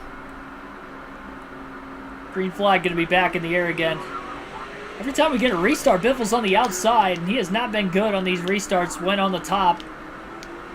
Contact with Tony Stewart. They're 3 wide. Stewart got a little sideways off the exit of the corner. Oh, they're stacking up in front. Oh my gosh, what happened there? Waltrip getting pummeled in the middle of the corner. Look at the damage on the 16 car. They stacked up in front of the 15. I think the 38 and the 48 made contact, and then Waltrip checked up right in front of Biffle, and Biffle kind of turned him around after Waltrip had checked up when Biffle wasn't expecting him to. Waltrip got hit hard in the rear from the 31 of Jeff Burton. Scared to pit and lose all the track position. Probably going to get some debris cautious here before long. There's probably a lot of cars out there with some damage. Have to imagine. And we'll have another restart. Lap 253. We're trying to get to the bottom. Can't do it that time. Look at Riggs trying to move. One car up out of the way. Major piece of contact.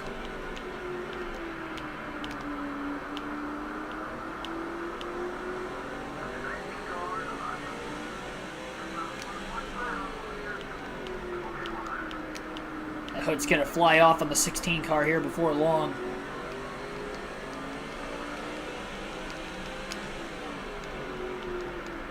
Try to get as many positions as possible before it. Lap 255 at Martinsville. Turning into a survival race at the paperclip. Battle for second on the restart between Greg Biffle and Elliott Sadler. Luckily, this is a track where you don't have to worry about aerodynamics.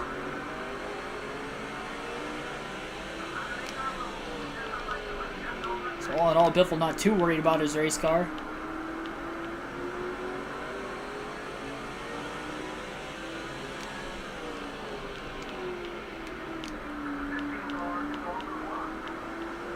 Waltrip upset with the 16 of Biffle right now, and he try to wreck him here. Biffle's going to have to be careful.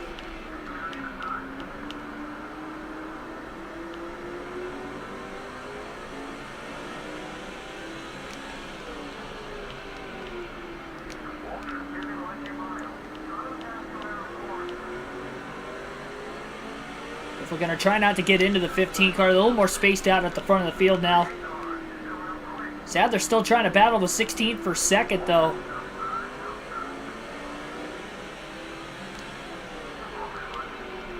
Waltrip down low under, Biffle down low under Waltrip. He's going to get around him.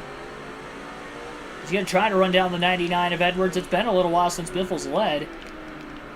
Waltrip didn't try to take a swing at Biffle. Biffle appreciates it. Chastain at Kentucky.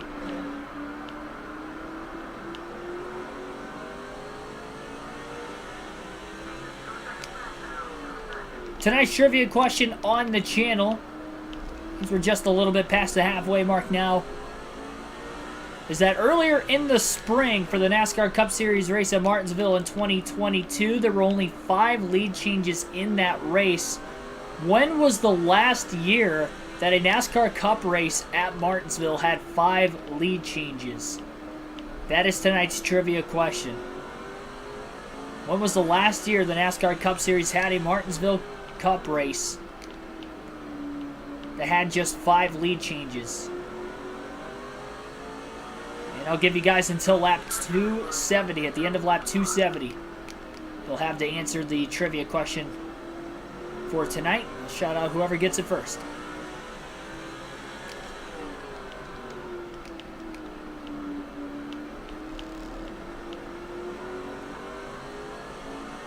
Edwards, for the most part, maintaining that lead over Biffle. Biffle's pulling away from Elliott Sadler. No longer a battle for second. A lot of heavy lap traffic coming up.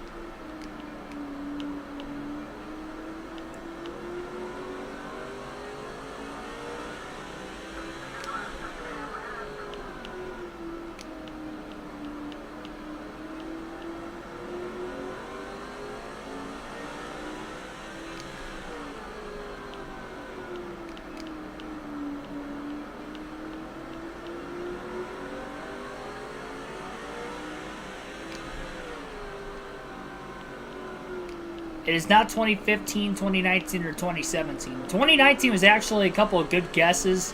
Both those races that season only had 3 late changes in both Martinsville Cup races, but it wasn't 5. It was the least amount modern era in the NASCAR Cup Series that season.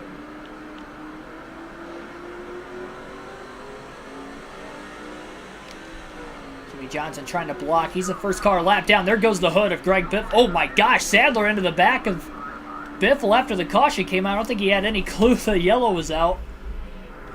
I don't know how he didn't.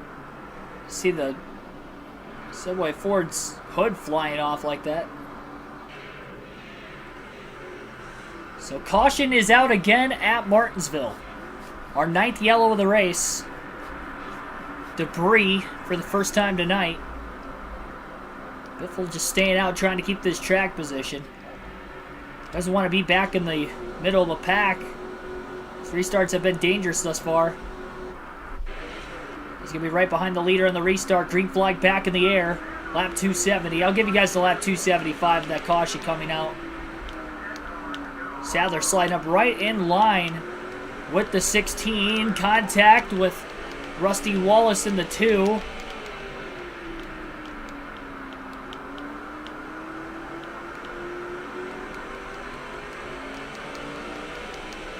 Hanging on to it.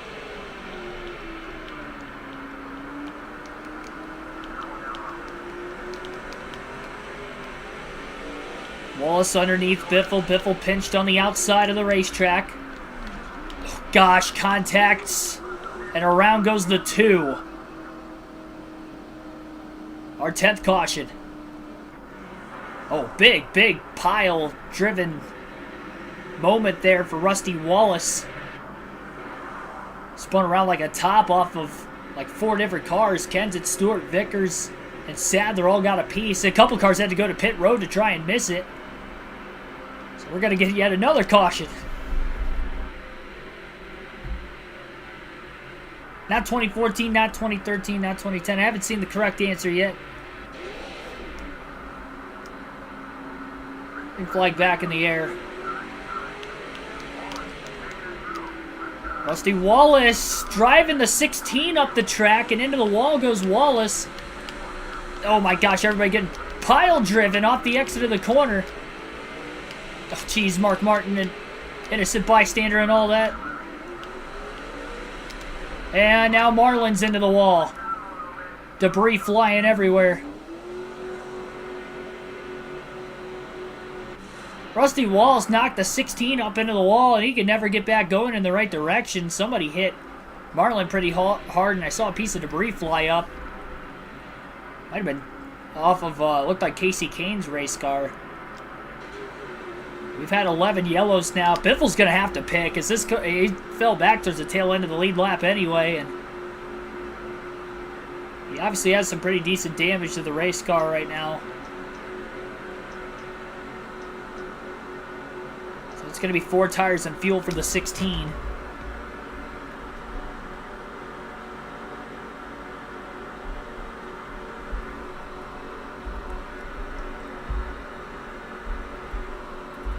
It has been an interesting night so far.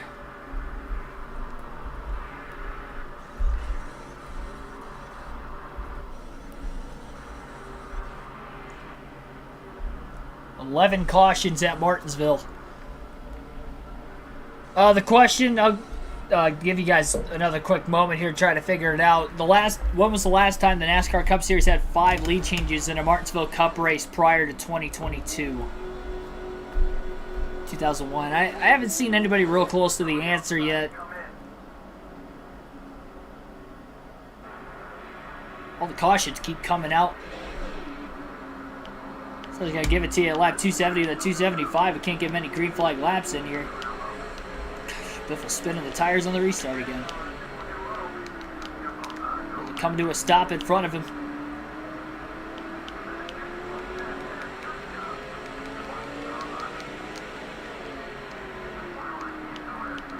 A lot of cars have been getting back on the lead lap with the free passes and just getting to the inside and around the next. Oh my gosh, and there goes the 15 of Michael Waltrip for contact from the 77 car of Travis Quaffle. Quaffle tried to throw a block on Biffle, and then he got launched into the corner, which sent the 15 car of Michael Waltrip spinning up the track into Kenny Schrader. That's 12 cautions.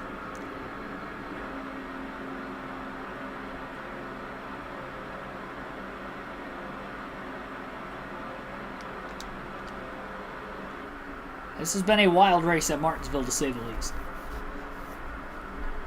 It has gotten sloppy all of a sudden, and it is definitely prolonging this event a little bit longer than we anticipated coming into the night. Green flag is going to be back in the air. Biffle just trying to get to the inside as quickly as he can. Underneath, Truex got some contact.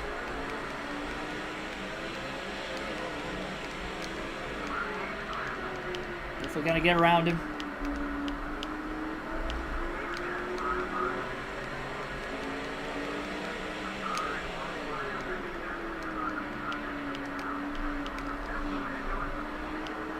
Two cars got some damage. Well, he's up into the wall. Contact from Biffle, which helped him out there. Not in a good way.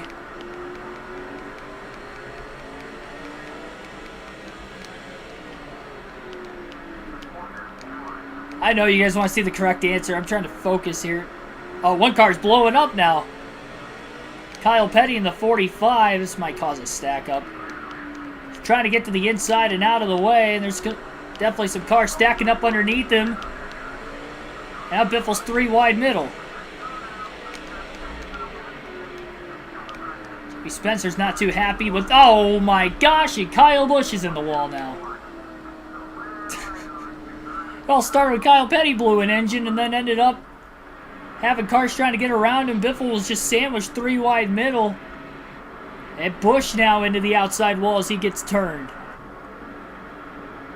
Across Biffle and Spencer's front bumper. For caution number 13. Definitely the most of the season. The answer is 1980. 1980 was the last year the NASCAR Cup Series had 5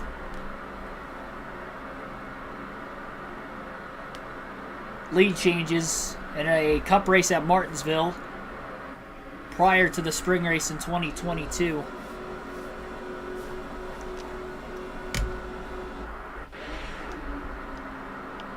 Heading to another restart. Green flag back in the air again.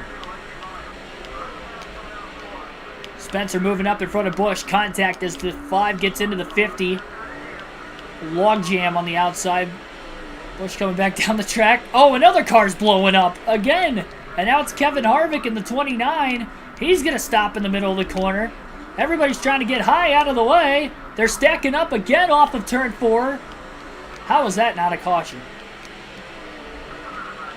And now they're wrecking. Now they're wrecking. Okay. They weren't wrecking before. They were wrecking further after the fact. Oh my gosh. Who was that at the back that got spun that time? Boris said in the 36. They're all pinched with nowhere to go. Kyle Busch was around him. I mean, they were just not letting Boris said try to save that race car.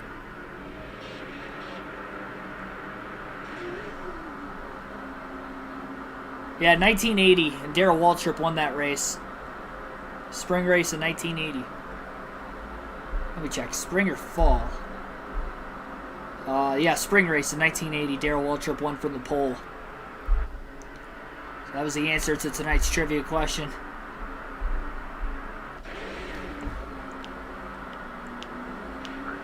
Free flag back in the air. We'll try it again at Martinsville.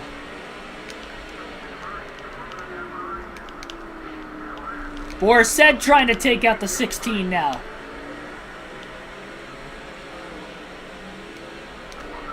Oh, man, Johnson getting ran into hard from behind.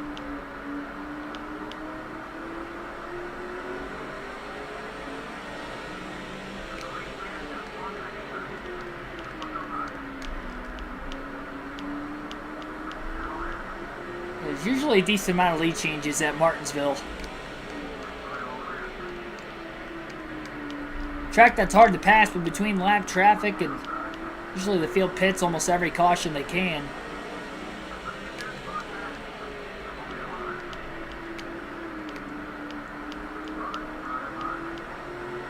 Trying to get some green flag laps in. Correct me if I'm wrong, I think we're at 14 cautions in tonight's race. And we still have about 201 laps to go. What has transpired in the middle of this race, far beyond what I thought could potentially happen. Both on the curb and then ricocheted into John Andretti on his outside.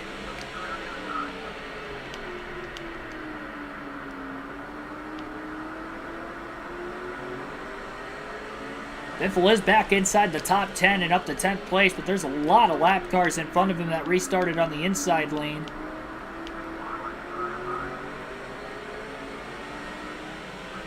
Despite all the yellows we've seen, only one have been for debris.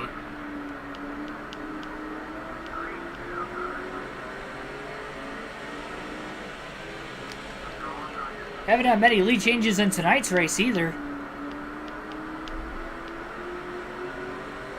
4, I think. Maybe, actually only 3 lead changes so far in this race. Caution. Again. Off turn 2. Number 15, if I'm not mistaken. And it's going to be debris off the 12 of Ryan Newman.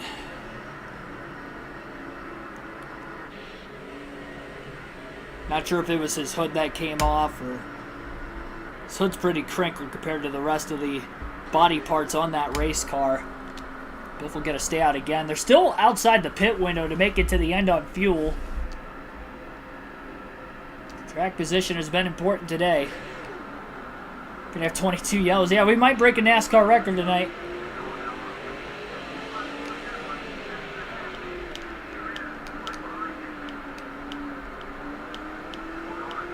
Full 3 wide. Contact with Jimmy Spencer. Trying to get to the bottom and does. Deep dive by Biffle that time into turns 3 and 4. Got a pass for position somewhere in there. Biffle cannot restart on the outside to save his life right now. Unless he's in the lead. Easier to clear the inside car. Jimmy Johnson off the curb, driving it in deep now as well. Tony Stewart to the lead for the first time today on the restart. Caution again. Number 16. More debris. It was off Rusty Wallace in the 2. His hood has just fallen off. I saw it laying in the grass. What was he doing? He just drove all over the... I think the 20 might have gotten into him. I couldn't tell. He just drove Kenny Wallace into the wall as he was shedding debris. Maybe he couldn't see with the hood flying up over the car like that.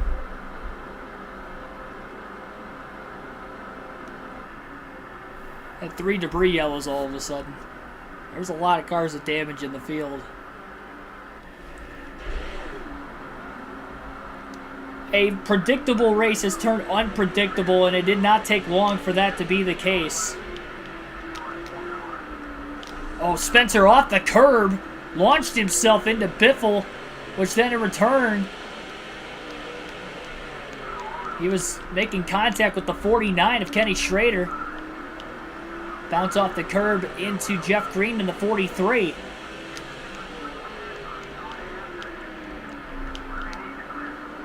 Stewart did get to the lead right for that last caution, and it looks like he holds on to the lead on the restart.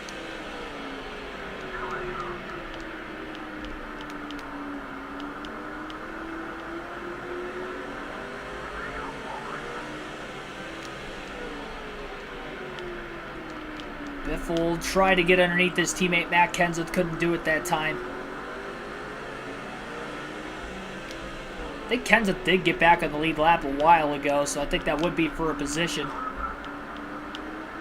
Fulmer drives the corner into the 149. Tony Stewart pulling away at the front of the field on this restart. Again, Stewart's only the 3rd different driver to lead a lap in tonight's race. Still have a little bit of a ways to get to the finish.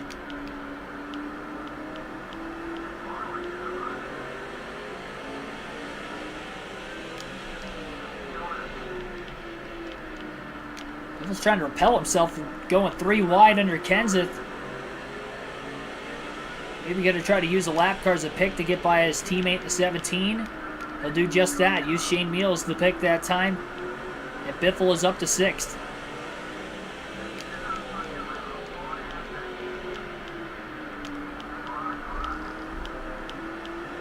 Martin is still a few laps down. Johnson to the inside of Jeff Gordon. Likely for position between those two. Biffle trying to fall the 48 to the inside of the 24. Biffle back inside the top 5. It's been a little bit. Trying to get underneath the 48 of Johnson. Johnson driving deep into the corner. An aggressive block on Greg Biffle. Moved himself nearly up out of the groove. I don't know why Johnson's upset with Biffle for that. Biffle didn't really do anything wrong there. Johnson threw a late block.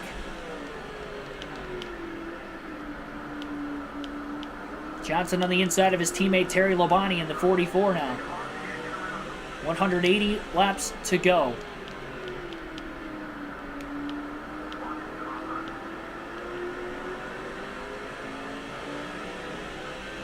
Biffle's got to run on the 48 again, this time looking underneath Jimmy.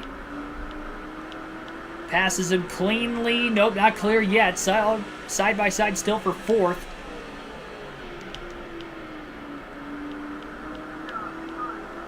And Biffle is now complete with the pass.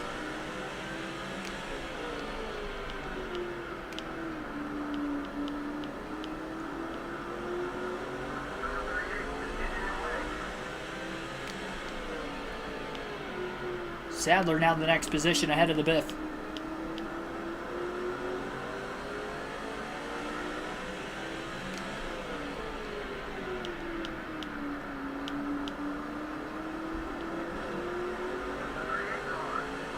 Sadler trying to block Biffle now. Definitely about midway through the race, AI, the rest of the field really as a whole has gotten a lot more aggressive.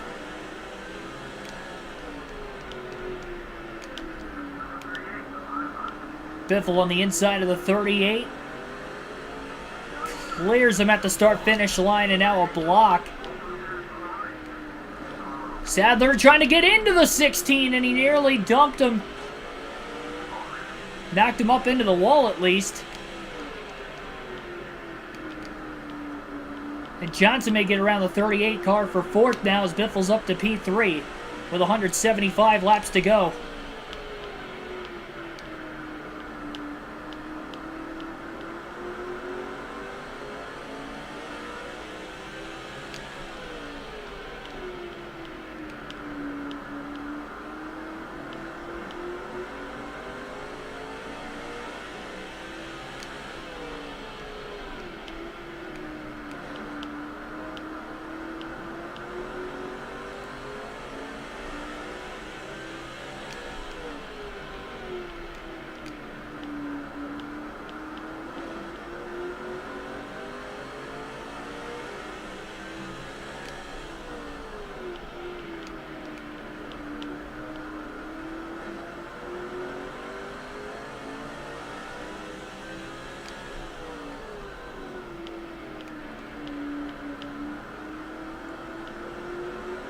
Race that has turned very ugly very quick.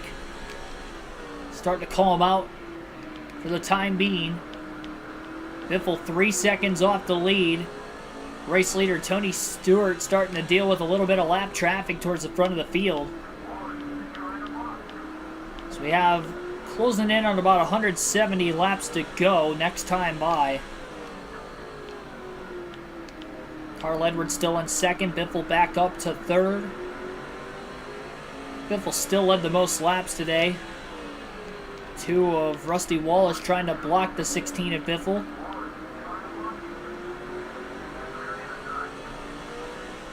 Not going to make Biffle's life easy, I'll tell you that much. Biffle trying to get around the 2, looking low. Biffle into the inside wall, just trying to get away from the 2. That was one way to get around him without the 2 car trying to turn him. But he was running him pretty low on the racetrack, I'll tell you that much. Many rivals going into the next race.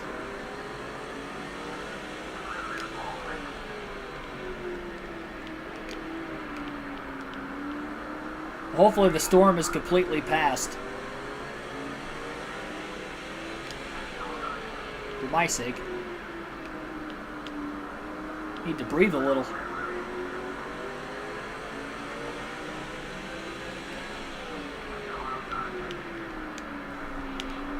Scott Riggs chopping off Greg Biffle. Some contact. More contact with the 10. A little curved job on top of it.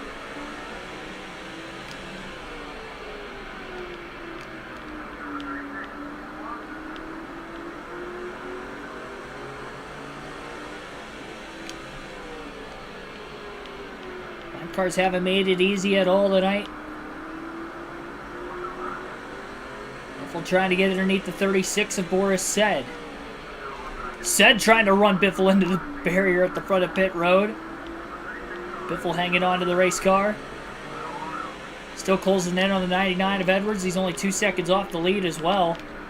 Biffle to the inside of Jimmy Spencer.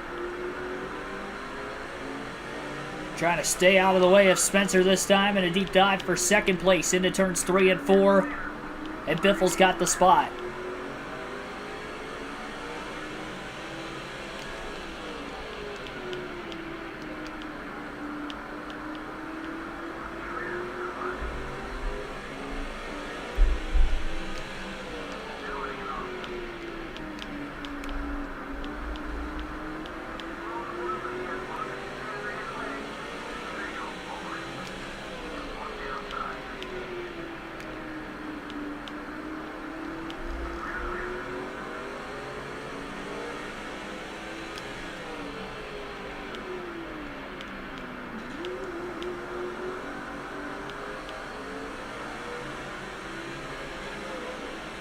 Greg Biffle within a second and a half of the lead for the first time in a long time.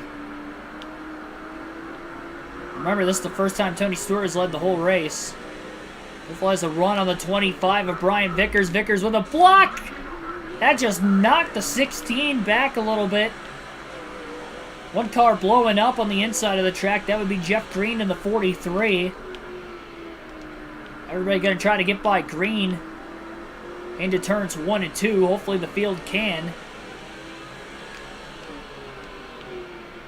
Wimmer about got junked there. He definitely got up into the wall.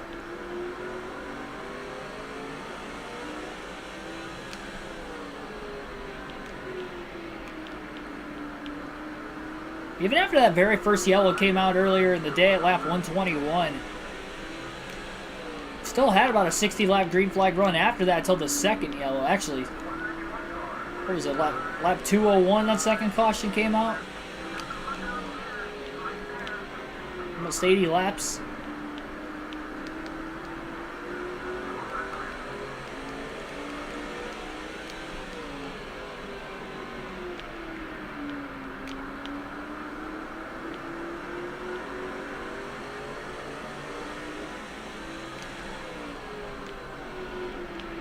A lot of cars have been blocking.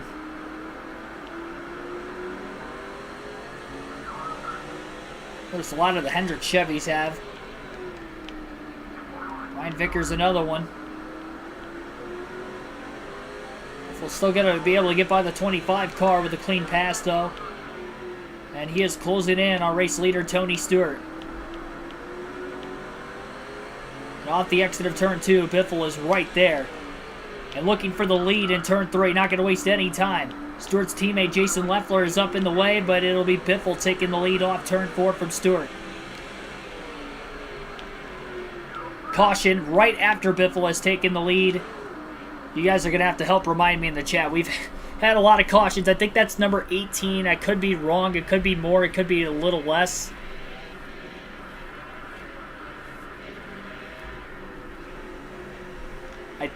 maybe 17.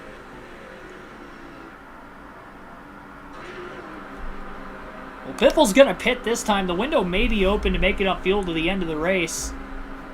So Biffle will pit, and hopefully the field will follow him. 4 tires and fuel for the 16. 17, okay. I figured I'd miss one or more. Oh my gosh. And I don't think it will be the last either.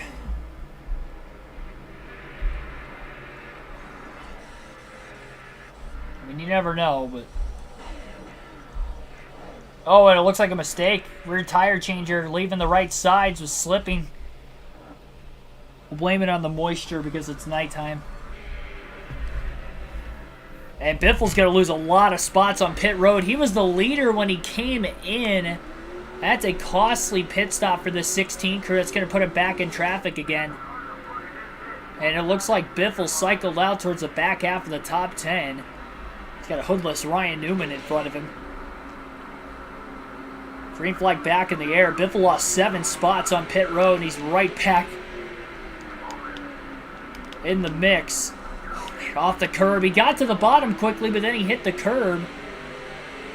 More contact. Oh, Martin! Slow.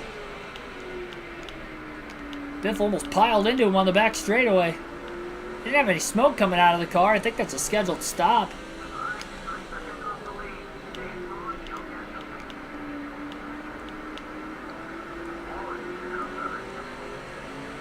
Biffle trying to get around Newman quickly. But what a dive by Biffle. Forces his way under Jeff Gordon 3 wide with Ricky Rudd. No wreck that time when they were 3 wide. Gordon off the curb, my goodness! Sends it into the corner, sandwiching Biffle up into the 191 above him. I think Gordon was upset by the move Biffle pulled off the corner before.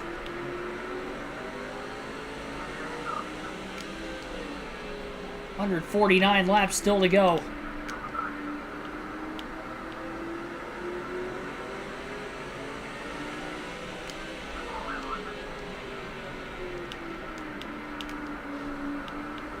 Biffle looking for more room, trying to pass Scott Riggs. Another run on Johnson. Gonna have to let the 48 of JJ go.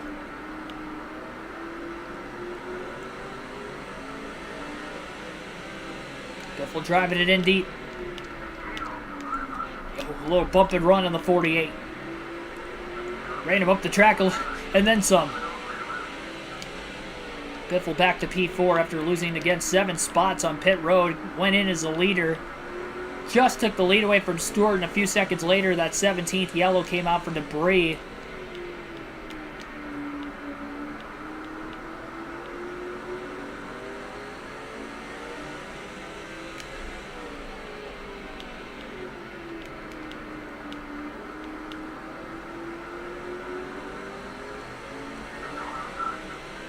Jarrett trying to throw a block. Biffle there. Jarrett did a good job keeping it off the Biff. Biffle with a little slide job into the corners. He threw it off in there and clears Dale Jarrett with a clean pass for P3. 4.1 seconds off the lead by the time Biffle got to where he's at. Tony Stewart's no longer leading. Edwards is in the lead. I think Edwards won the race out of the pits, though, and restarted out in front now.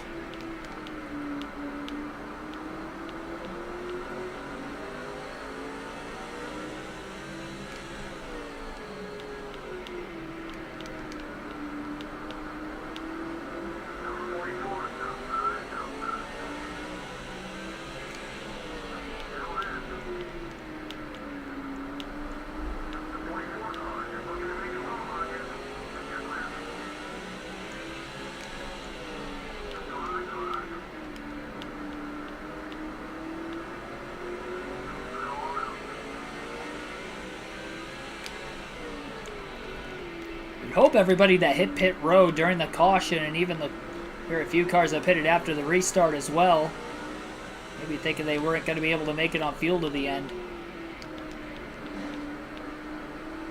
had repaired their damage while they were in the pits. There's no guarantees that that is the case.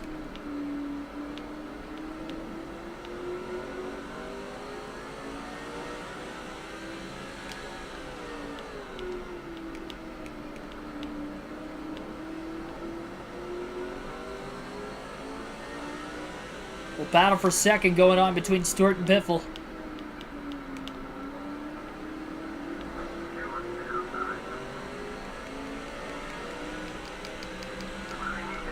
Biffle is there under Stewart, slightly curb job in the middle of the corner, but he's still going to fight through. Stewart not going to be picked behind the lap car of Casey Kane on the outside, and he continuously is staying in front of the Biff.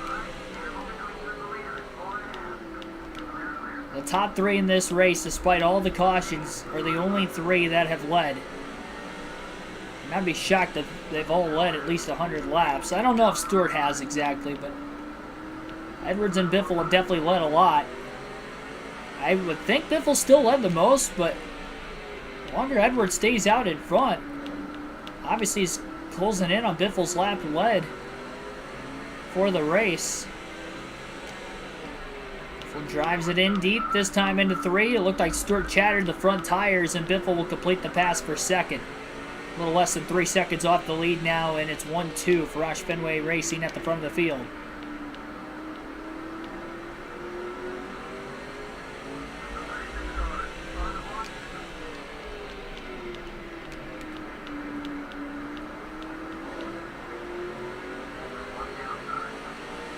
Biffle on the inside of Boris said. Pass from Biffle. A little bit quicker than Edwards in lap traffic this go around. Still quite a few of them between the top two yet, and about 2 seconds of interval time still as well.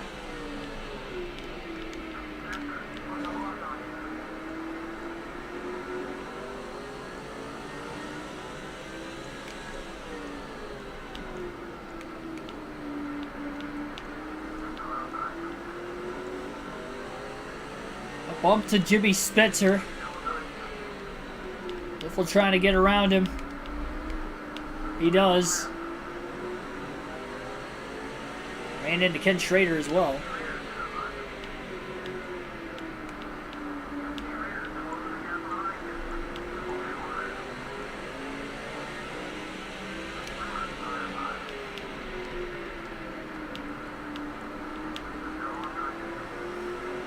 Lap under 20 seconds, 3 laps ago. I have no clue. I haven't paid that much attention to it since all the cautions have been coming out. A lot of the damage that was on the 16 car is fixed up. Not a track that is majorly aerodynamically dependent either.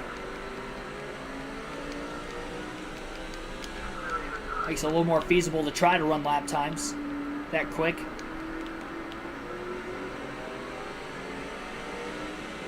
.171 laps to go.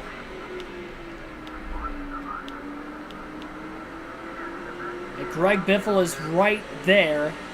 One car pitting. A little bit up ahead. I think it was somebody else that might have blown a motor. Couldn't tell who it was. And we do stay green through it.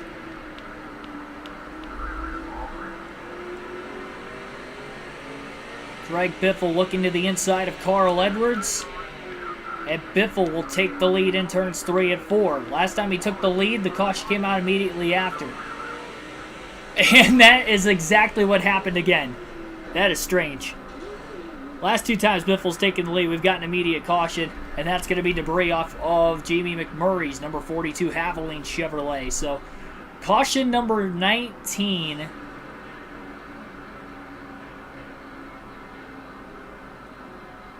Or sorry, the last one was 17. That was 18. Correct me if I'm wrong, Mark. I know you're on top of it right now. Sounded like the car stayed out. I would assume Biffle will as well. Oh my gosh. Green flag back in the air. Another restart at Martinsville. Biffle on the outside. He hasn't been as bad on the outside when he's been the leader.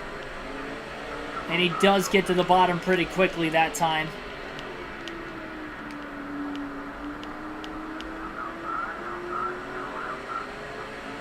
125 laps still to go, though, at Martinsville. Biffle holds on to the lead on the restart.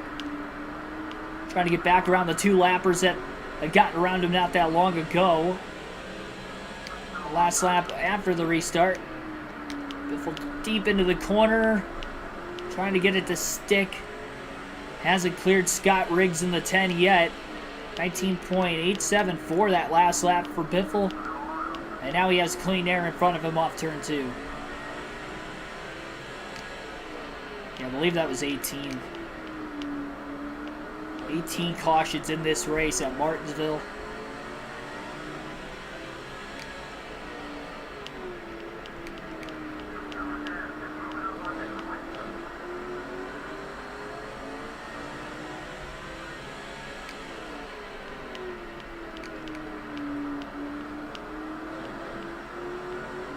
Talk about the people in the grandstands taking the pictures. The flash photography.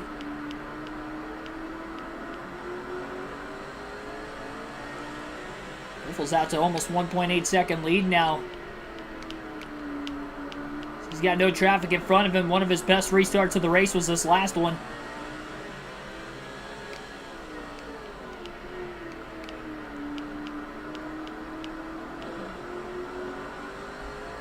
Who isn't excited to see the Biff leading at Martinsville? For everything that has happened today.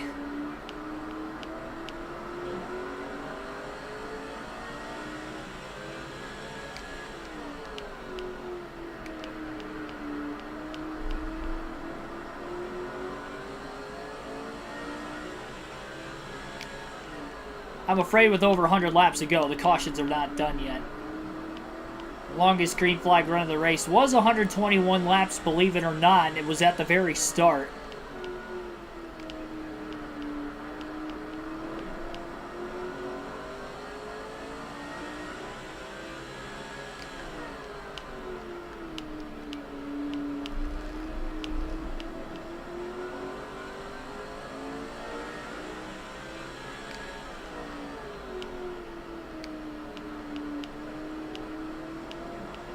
Eighteen cautions later, here we are. Still over 100 laps to go. As this race has been prolonged quite a bit with all the cautions that have flown. 2 nights in a row we've had a lot of cautions. Our NASCAR 22 race at Phoenix last night had quite a few as well. Ended up with 18 cautions in that race. That was only a 50%er. Who would have thought 2 nights in a row on the channel we've had at least 18 cautions in a cup race. Wait for a couple long nights of racing.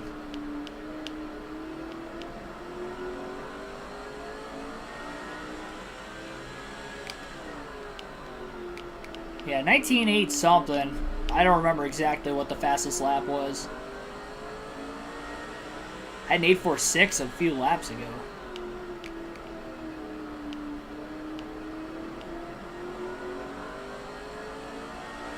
Carl Edwards still holding on to second. He still has to get around the 10 of Scott Riggs yet.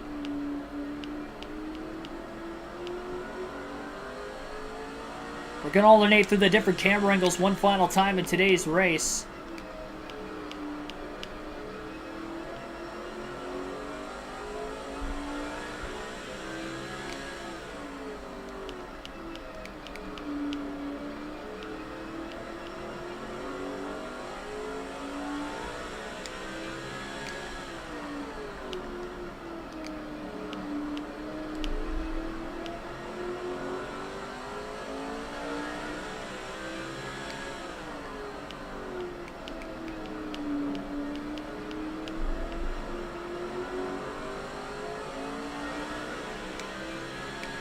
We're 5 cautions away from a NASCAR record if we do get there. For the most cautions in a single race in NASCAR history. 5 away from breaking the record, that is.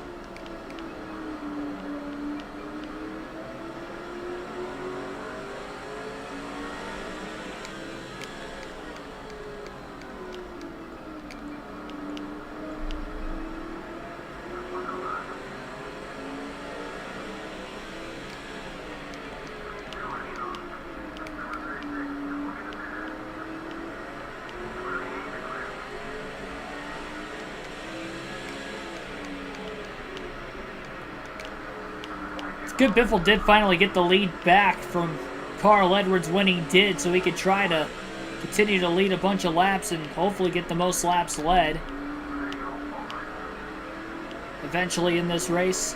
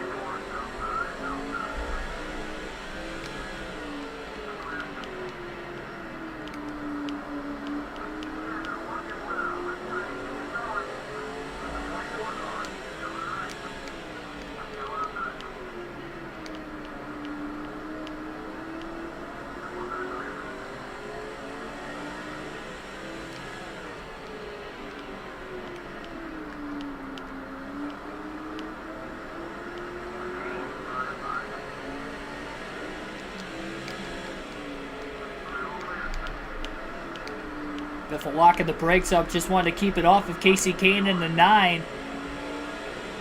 Didn't want to risk running into the back of him and potentially causing another wreck. Drills the side of Jason Leffler. I think Biffle might have been 3 wide in that last corner. So Greg Biffle has just clinched the most laps led after leading that last lap at the start-finish line.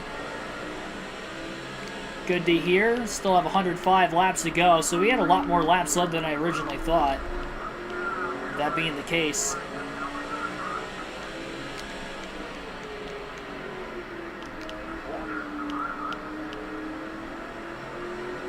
There's got to be 0 cars left in this field without any sort of contact that they have made throughout the course of the race. Not just because it's Martinsville, but because of all the cautions we've had on top of the fact it's Martinsville. Daniel McKeon, thanks for tuning in. If you're just tuning in for the first time,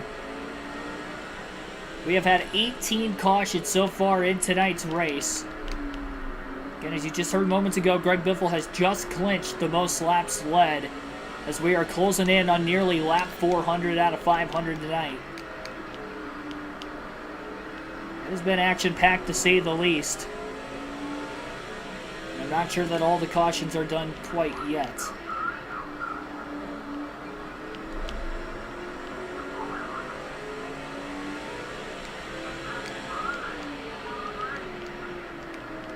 Biffle fighting the odds, though, in the sense that he has definitely battle-tested this race car.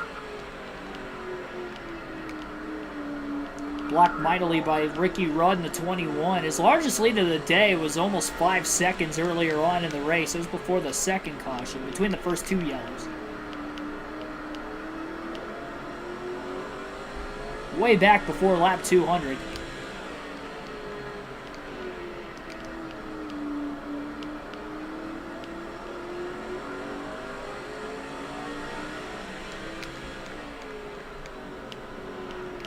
Rudd continuously blocking Biffle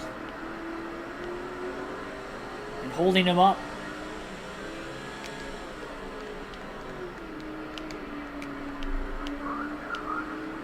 Contact now.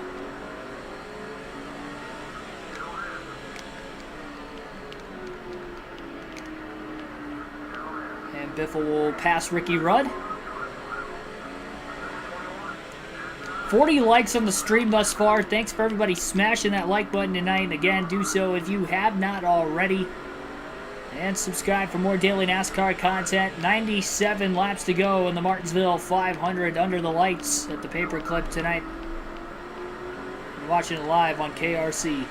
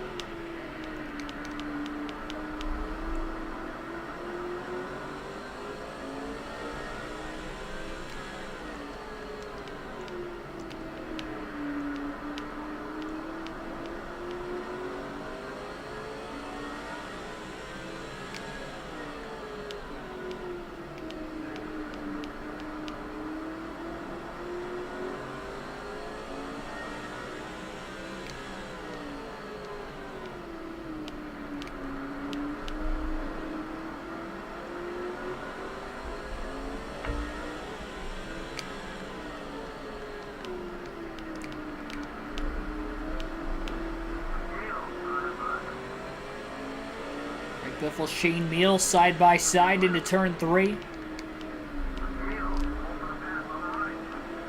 Biffle getting through a lot of the lap traffic better than what he was in the middle stages of the race. The beginning of the race he was getting by pretty well, and now towards the end he's starting to get by it well again. You're still running him pretty hard. Got a lot of blocks going on, especially on the straightaways. Leading up to corner entry, trying to protect the bottom so they know there's not going to be any passes on the outside for position. Doubt anybody's even completed a pass on the outside of the racetrack today. I know Edwards led a lap on the outside lane very early in the race when him and Biffle were battling side by side after Biffle made a big hop off the curb on the exit of turn 4 one lap, but Edwards didn't clear him. He just got his nose out in front by the time they got to the start-finish line. At the time, got the lap led, and he eventually ended up leading more, and he's led over 100 laps so far tonight.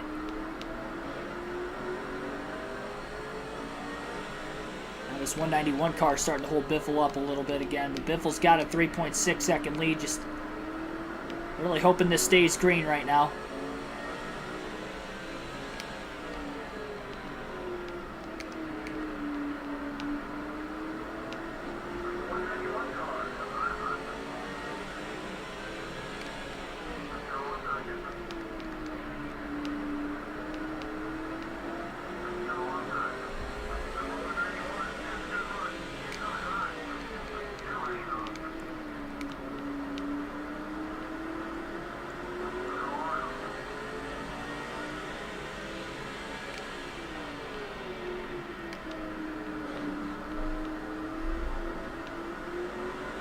Rivals are the next 2 lap cars up ahead of Biffle, Kyle Busch and Martin Truex Jr. Couple of rookies. Hoping the tempers don't get the best of them.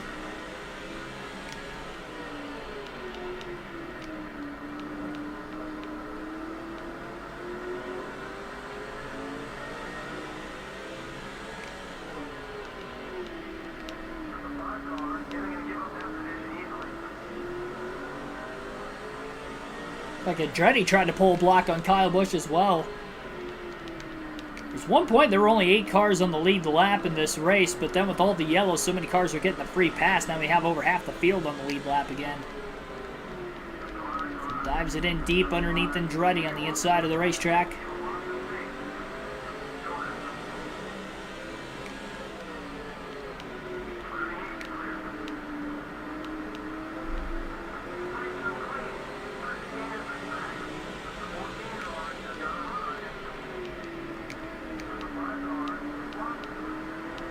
Biffle on the inside of Busch, off turn 4. At the start-finish line. 84 laps to go. Oh, Busch trying to take Biffle out! And he just about did, and the caution's out. Biffle and Busch get together in turns 3 and 4. Well, he kind of succeeded there. Both cars go up into the wall and then come to a complete stop, bringing out the yellows. Kyle Busch tried to take out Greg Biffle, and Biffle got underneath him cleanly that time. Busch not happy from contact that they had earlier in the race.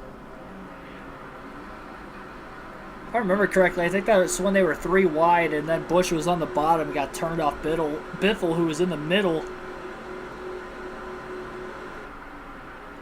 And no pitting here.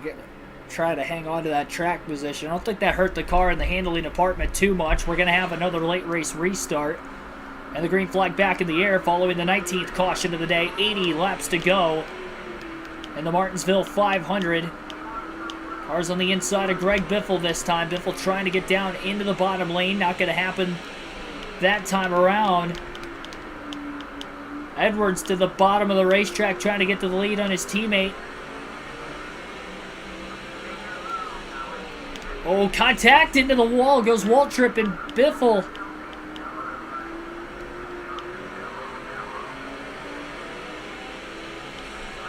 Biffle trying to get to the bottom and can't do it.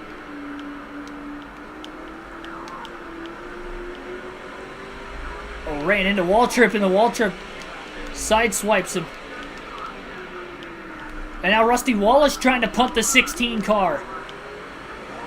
And no regard for Casey Kane up on the outside of him. Biffle getting beaten around right now.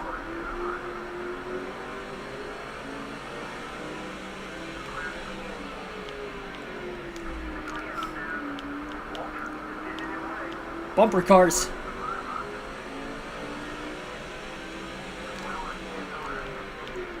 Biffle's going to have to try to get around Waltrip. It is not going to be easy.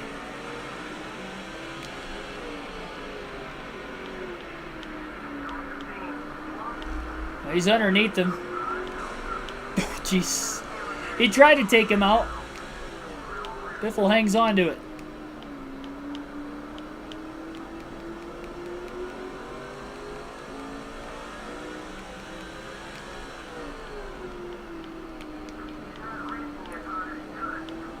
So I believe Edwards is the leader, and then Jimmy Johnson would be in second after this restart. Biffle goes from first to third after getting beaten around there by, first it was Kyle Busch bringing out the caution. And then by Michael Waltrip and Rusty Wallace in the pack as well. Back around lapper Jeff Burton. Luckily he's an ally. I don't feel like I have many of those anymore.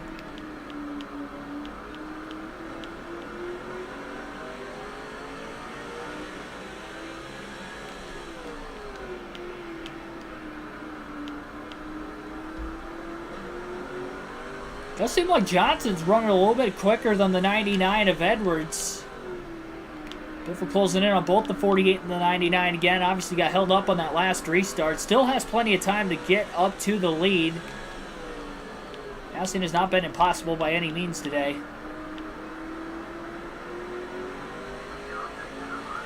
Johnson trying to crowd Biffle. Biffle underneath him though in the back straightaway into 3 and 4. Greg Biffle back to second place. Another car on pit road, and it looks like somebody else has blown an engine. Looked like Michael Waltrip potentially. Either Waltrip or it was Rusty Wallace. It was a blue car of some sort.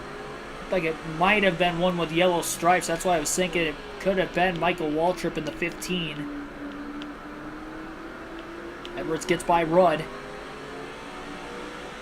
I think it is Michael Waltrip that just blew an engine.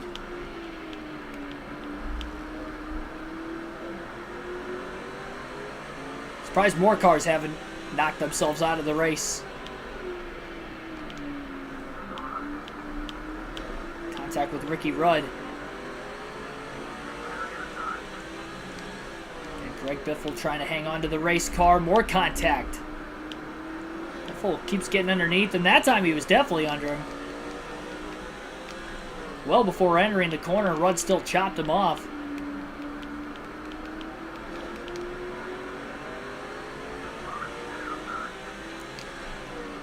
Rudd is a lap down, not even on the lead lap. Biffle backs up the entry this time, trying to beat Rudd back to the throttle now. He's definitely on the inside, has his front bumper out in front of him, plus on the inside lane. And Biffle will finally get around the 21. Edwards starting to catch a lot heavier lap traffic up ahead. So he has a 1.3 second lead again. With no lap cars between the top two for right now with 67 laps to go. Michael, I do agree with you too. I do think the EA Sports games have had the best damage model. It'd be nice to just have debris cautions again. If the car is damaged enough. I mean, obviously with NASCAR's damaged vehicle policy clock, it's a little harder for something like that to happen, but it's still not impossible. There's still debris cautions. Almost every race.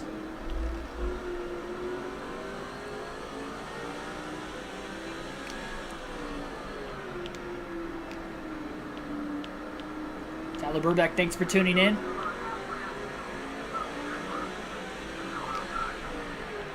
Why does Martinsville look wider than in Heat 5? I don't know. Maybe the track did get more narrow when they repaved it.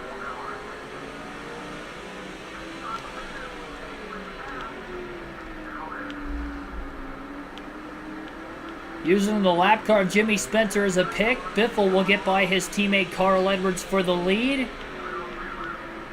Trying to drive away now in the late going. We have faced 19 cautions, but still 63 laps to go. Have we seen the last?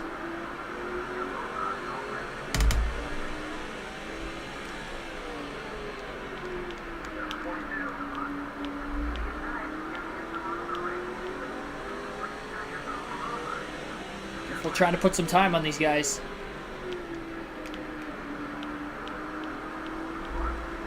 Scott Wimmer going up the track a bit.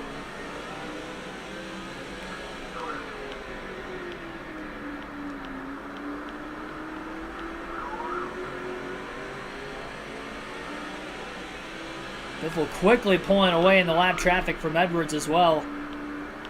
Jamming his car into the corner.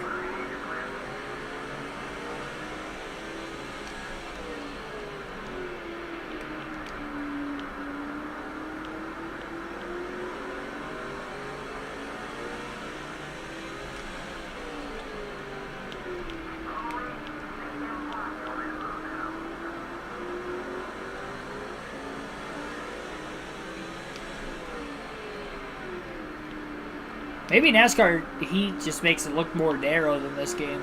Or this game just makes it look wider. It's probably one or the other.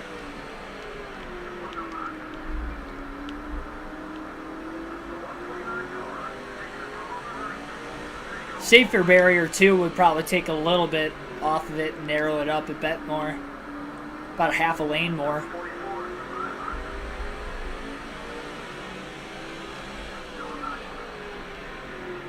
There's a safer barrier on the inside wall on straightaways, but not the outside wall. Outside wall still concrete.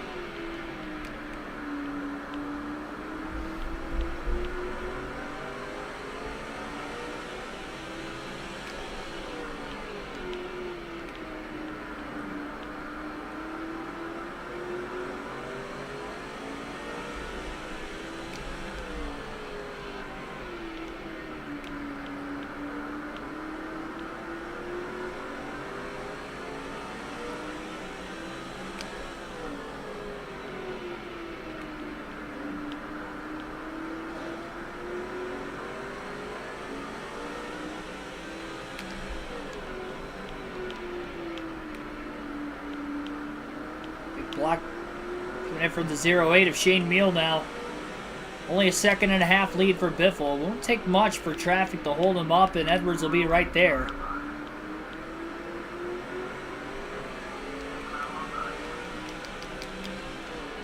Contact with Meal that last corner.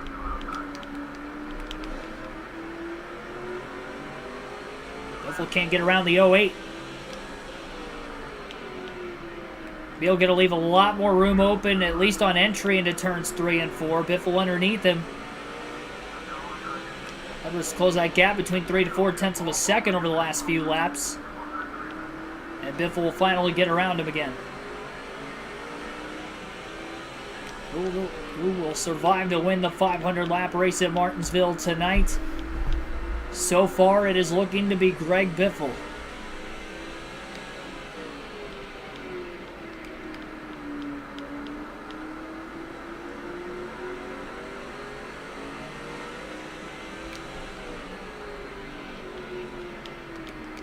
One clip in the inside wall going into the corner in front of the Biff.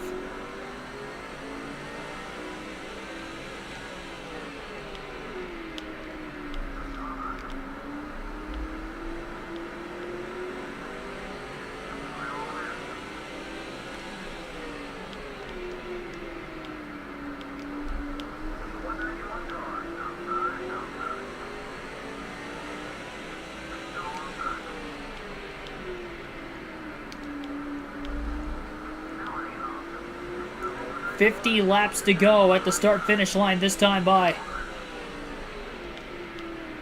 50 laps at Martinsville does not take long. About 3 laps a minute on average here. Under green flag conditions at least.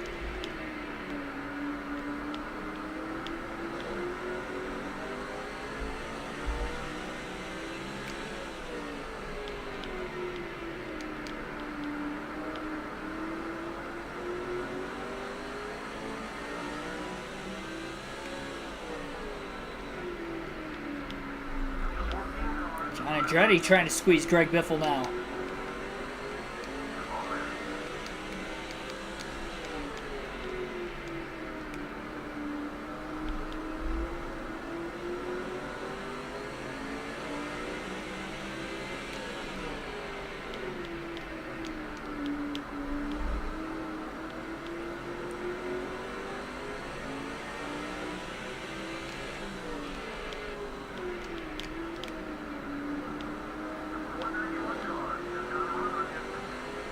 John Andretti starting to hold up Biffle over the last few laps. Biffle actually lost a couple car lengths to Andretti. Going to try to get that back now. It's easy over this long tire stint to the end of the race to maybe burn the tires up too much over the course of the run as well. We lead up closer and closer to the finish. Who can manage their tires better? Nobody's pitted in a while because the last two cautions nobody hit pit road. At least at the front of the field, all trying to maintain track position. It's hard to come from middle of the pack deep in the field. If you're within those first couple positions, by no means is it... I mean, it's still hard. It's always hard to pass. Never easy, but it's a little easier, obviously, within those front couple cars. Especially when you can use the old bumper.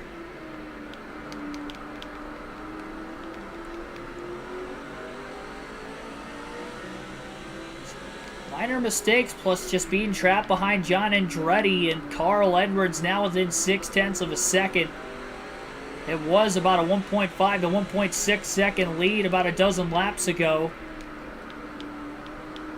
Biffle has to get around the 14 car soon. He's underneath him on the back straightaway. Driving it really deep into turns 3 and 4.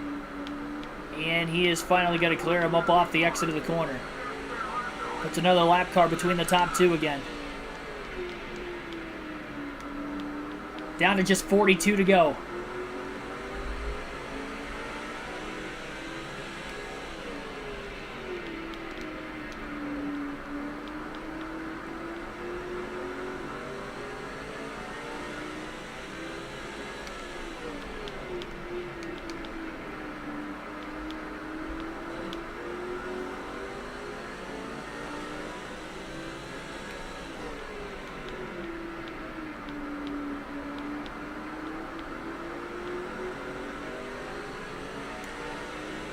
Now Casey Kane's trying to block.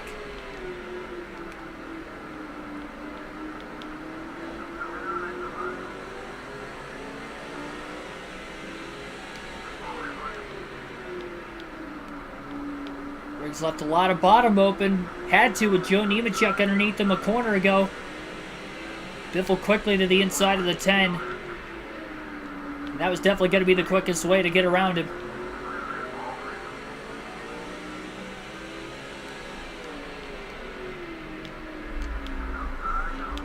Big bounce off the curb and then into Nemechek.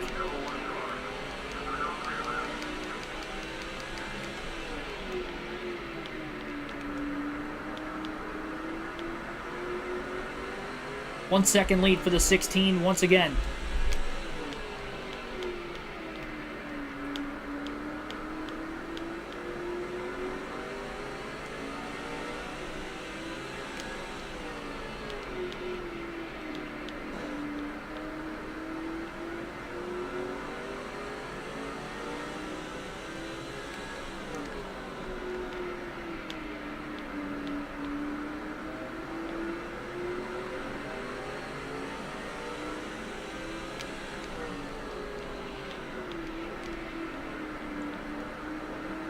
I see Rusty Wallace and Kyle Busch running side by side up there.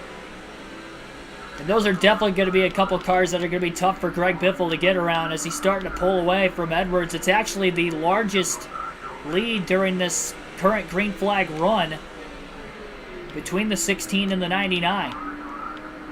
And Wallace is starting to lay back right now. And he might be waiting for Greg Biffle to run him down. We'll see here. This is going to be interesting. With just 34 laps to go.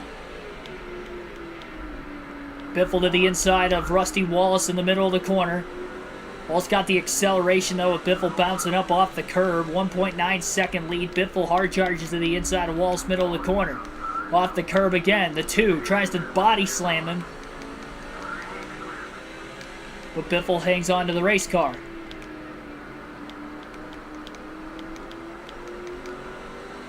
Two-second lead for the Biff. And we stay green.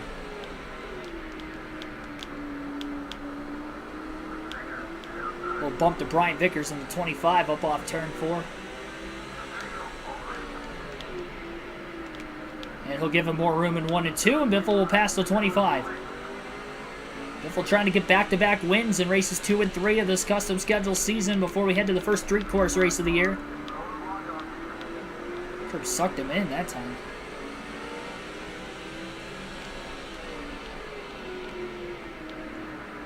It's crazy there's 2 drivers in this game that are no longer with us. You have John Andretti and Jason Leffler in the Cup Series in this game.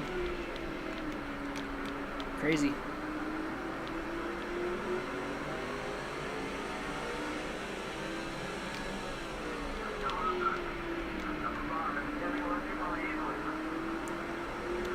Definitely rest in peace to both of them.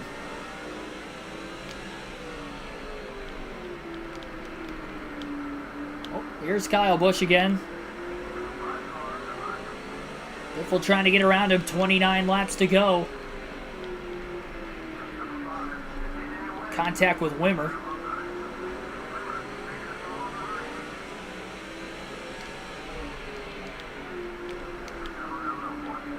Busch blocking the inside, he's blocking the outside. 3 wide might not work here. Oh, Wimmer up off the curb and into the side of the 16. And the 5 for that matter. Oh, locking the tires up. Oh, into the wall goes Wimmer. Biffle's around. And we have a 20th caution of the race.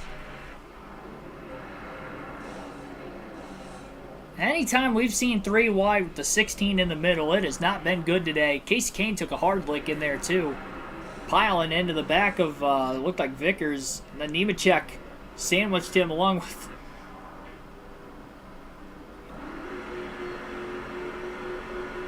off of the 0-0 of Kenny Wallace. Biffle staying out to keep the track position again, and we're going to have another late race restart. And another race this season. Green flag back in the air again. 24 laps to go. Should be the last. These guys are going to have to deal about those drivers. Biffle's been inconsistent on restarts today. He's been all right when he's been in the lead. Can he hold on to it this time? He's on the outside lane. Only the lap cars have gotten by him so far. And he's got a hole and he'll get his way to the bottom. Just in front of Kenny Wallace in the 0-0, but now Wallace gets turned off the front bumper of Carl Edwards' race car. We have another caution in turn 1. Kenny Wallace overdriving the corner right in front of the second place car, Carl Edwards, and that will bring out our 21st yellow of the race. And we're 1 away from tying an all-time NASCAR record from the 2005 Coke 600. What a crazy race tonight. Right when Biffle held on to the last restart, he's going to have to try to hold on for another. Dale Jarrett up to 4th. Newman without a hood is in 5th. The green flag is back in the air again. 19 laps to go at Martinsville now.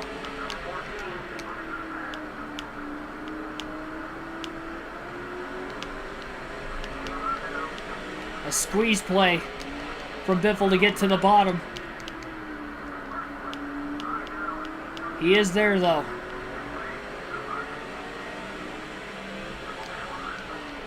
It's 18 laps to go.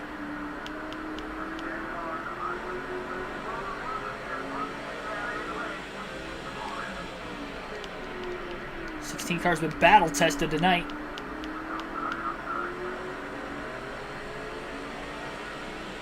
$17 to go. Casey Kane's the only lap car in front of the 16, and then Shouldn't be any more lap cars the rest of the race after that. I did see Rusty Wallace lurking on the restart. Hopefully there's not too much speed wrecked out of the 16. He's rolling pretty good. I think Jimmy Johnson's just gotten a second around Carl Edwards, but still 2 lap cars. With John Andretti and Scott Riggs holding second on back up. And right now, yes, Jimmy Johnson is in second. And Johnson has not led yet today, but he's been as high as second one earlier time in the race, and he's in second again with just 15 laps to go. Does he have enough time? And if we get a caution and a restart with 10 or less laps to go, then the lead lap cars will be at the front of the field. All the lap cars will no longer be on the inside. They'll be at the tail end of the field. Might make an easier pathway for Johnson to get to the lead.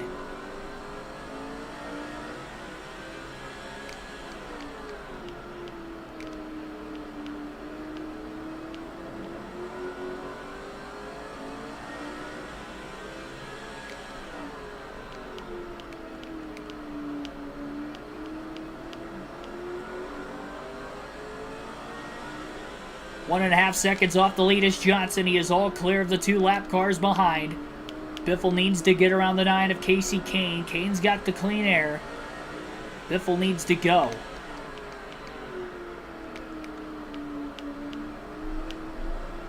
Bounce off the curb. Every time he does that, he struggles to get drive off.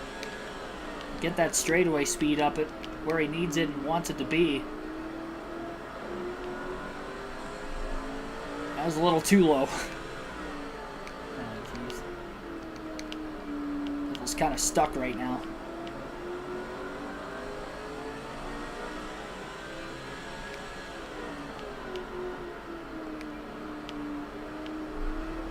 Greg Biffle's never won at Martinsville throughout his NASCAR Cup Series career. Trying to rewrite history and getting Biffle's first career Cup win at Martinsville tonight in Under the Lights. 10 laps left. 1.4 second lead. Johnson slightly closing in with Biffle stuck behind Casey Kane. And they might actually catch lap traffic at the back of the field. I didn't think they were going to if it stayed green to the end. But they actually might after all. Like Casey Kane's running a decent pace right now. Not as fast as the 48, but it's not terribly slow, which is another reason why it's harder for Biffle to make that pass on the 9. If we're going to try to really arc the corner off this time. Driving it way down, can't get around him. 8 to go. Tried something a little different that time and it didn't work.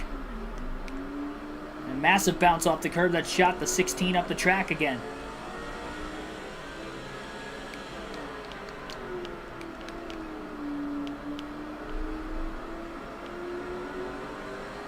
Seven laps left.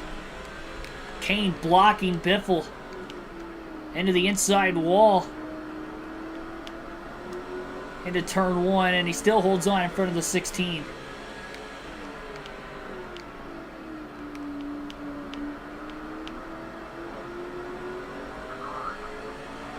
Six to go.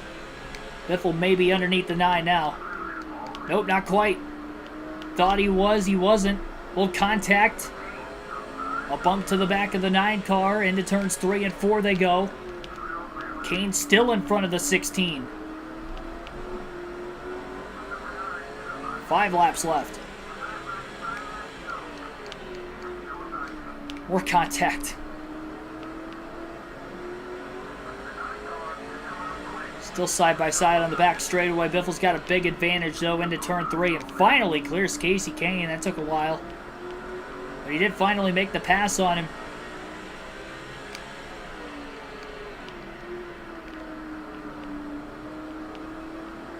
Down to 4 laps left. 1 lap car between the top 2. Jimmy Johnson running out of time.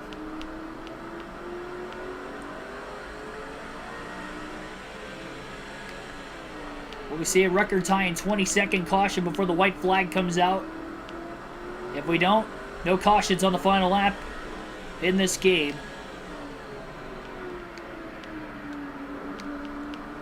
Just caught Boris Said in turns 3 and 4, 2 to go. Biffle not worried about trying to pass Said right now. He's just going to sit behind him and Hope that set's got enough pace that Jimmy Johnson's not going to be able to catch up in that 48 car behind. Johnson still has to get around the 9 car yet of Casey Kane. Biffle's backed his pace off quite a bit on this heavy lap traffic. I didn't think they were going to catch him, and they didn't catch him until about 2.5 laps to go. White flag in the air, 1 lap to go for Biffle. A 1 second lead at the line. He's going to get underneath the 36 car of Boris Said after all through turns 1 and 2. As Said left the bottom open. Johnson's too far back. He's about a second off the lead. One final time for Greg Biffle through turns 3 and 4. A battle-tested 21 caution night at Martinsville, and Greg Biffle is victorious, getting his first win at the paperclip.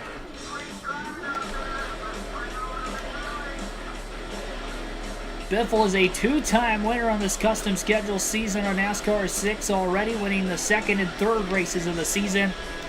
He has won on a road course and now a short track in those races. And now he'll try to get a win on a street course at New York City in the next one.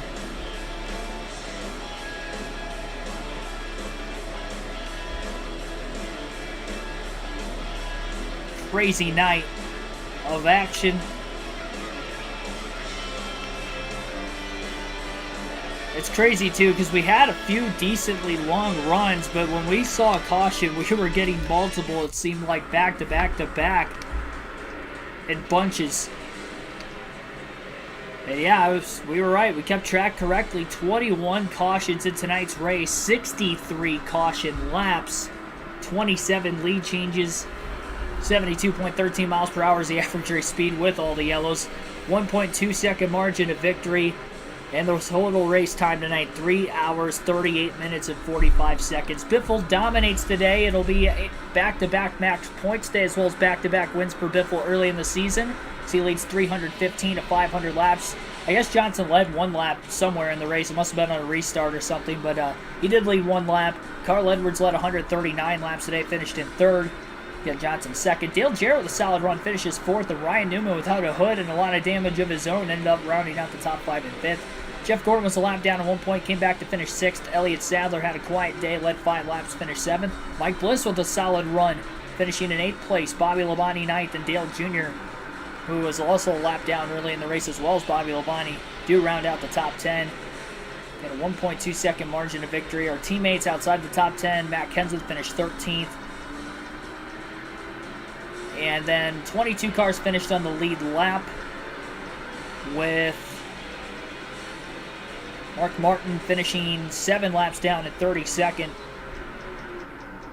Kurt Busch DNF'd earlier in the race, finished in last. Kurt Busch, Kyle Petty, Kevin Harvick, Jeff Green, Michael Waltrip, and Boris Said finished. Never mind, we passed that at the end with a couple laps on the final lap, actually.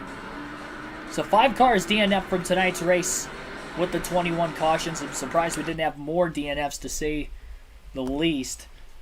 That was a wild one. But Biffle survives. He gets the win. Subway gets a win. And the next race on the New York City street course on Friday night. Our next stream will be tomorrow night. We'll go back to NASCAR 22, and it'll be our 5th race of the season there, as we've had 4 different winners in the first 4 races. We'll go to Atlanta on the Super Speedway for the first time on our own sake for NASCAR video gaming on the channel, at least racing at Atlanta as a Super Speedway configuration. So that should be a lot of fun. But then again, back to NASCAR 6 for this Rush Hour 350 New York Metro Speedway, New York City, downtown, street course race on NASCAR 6.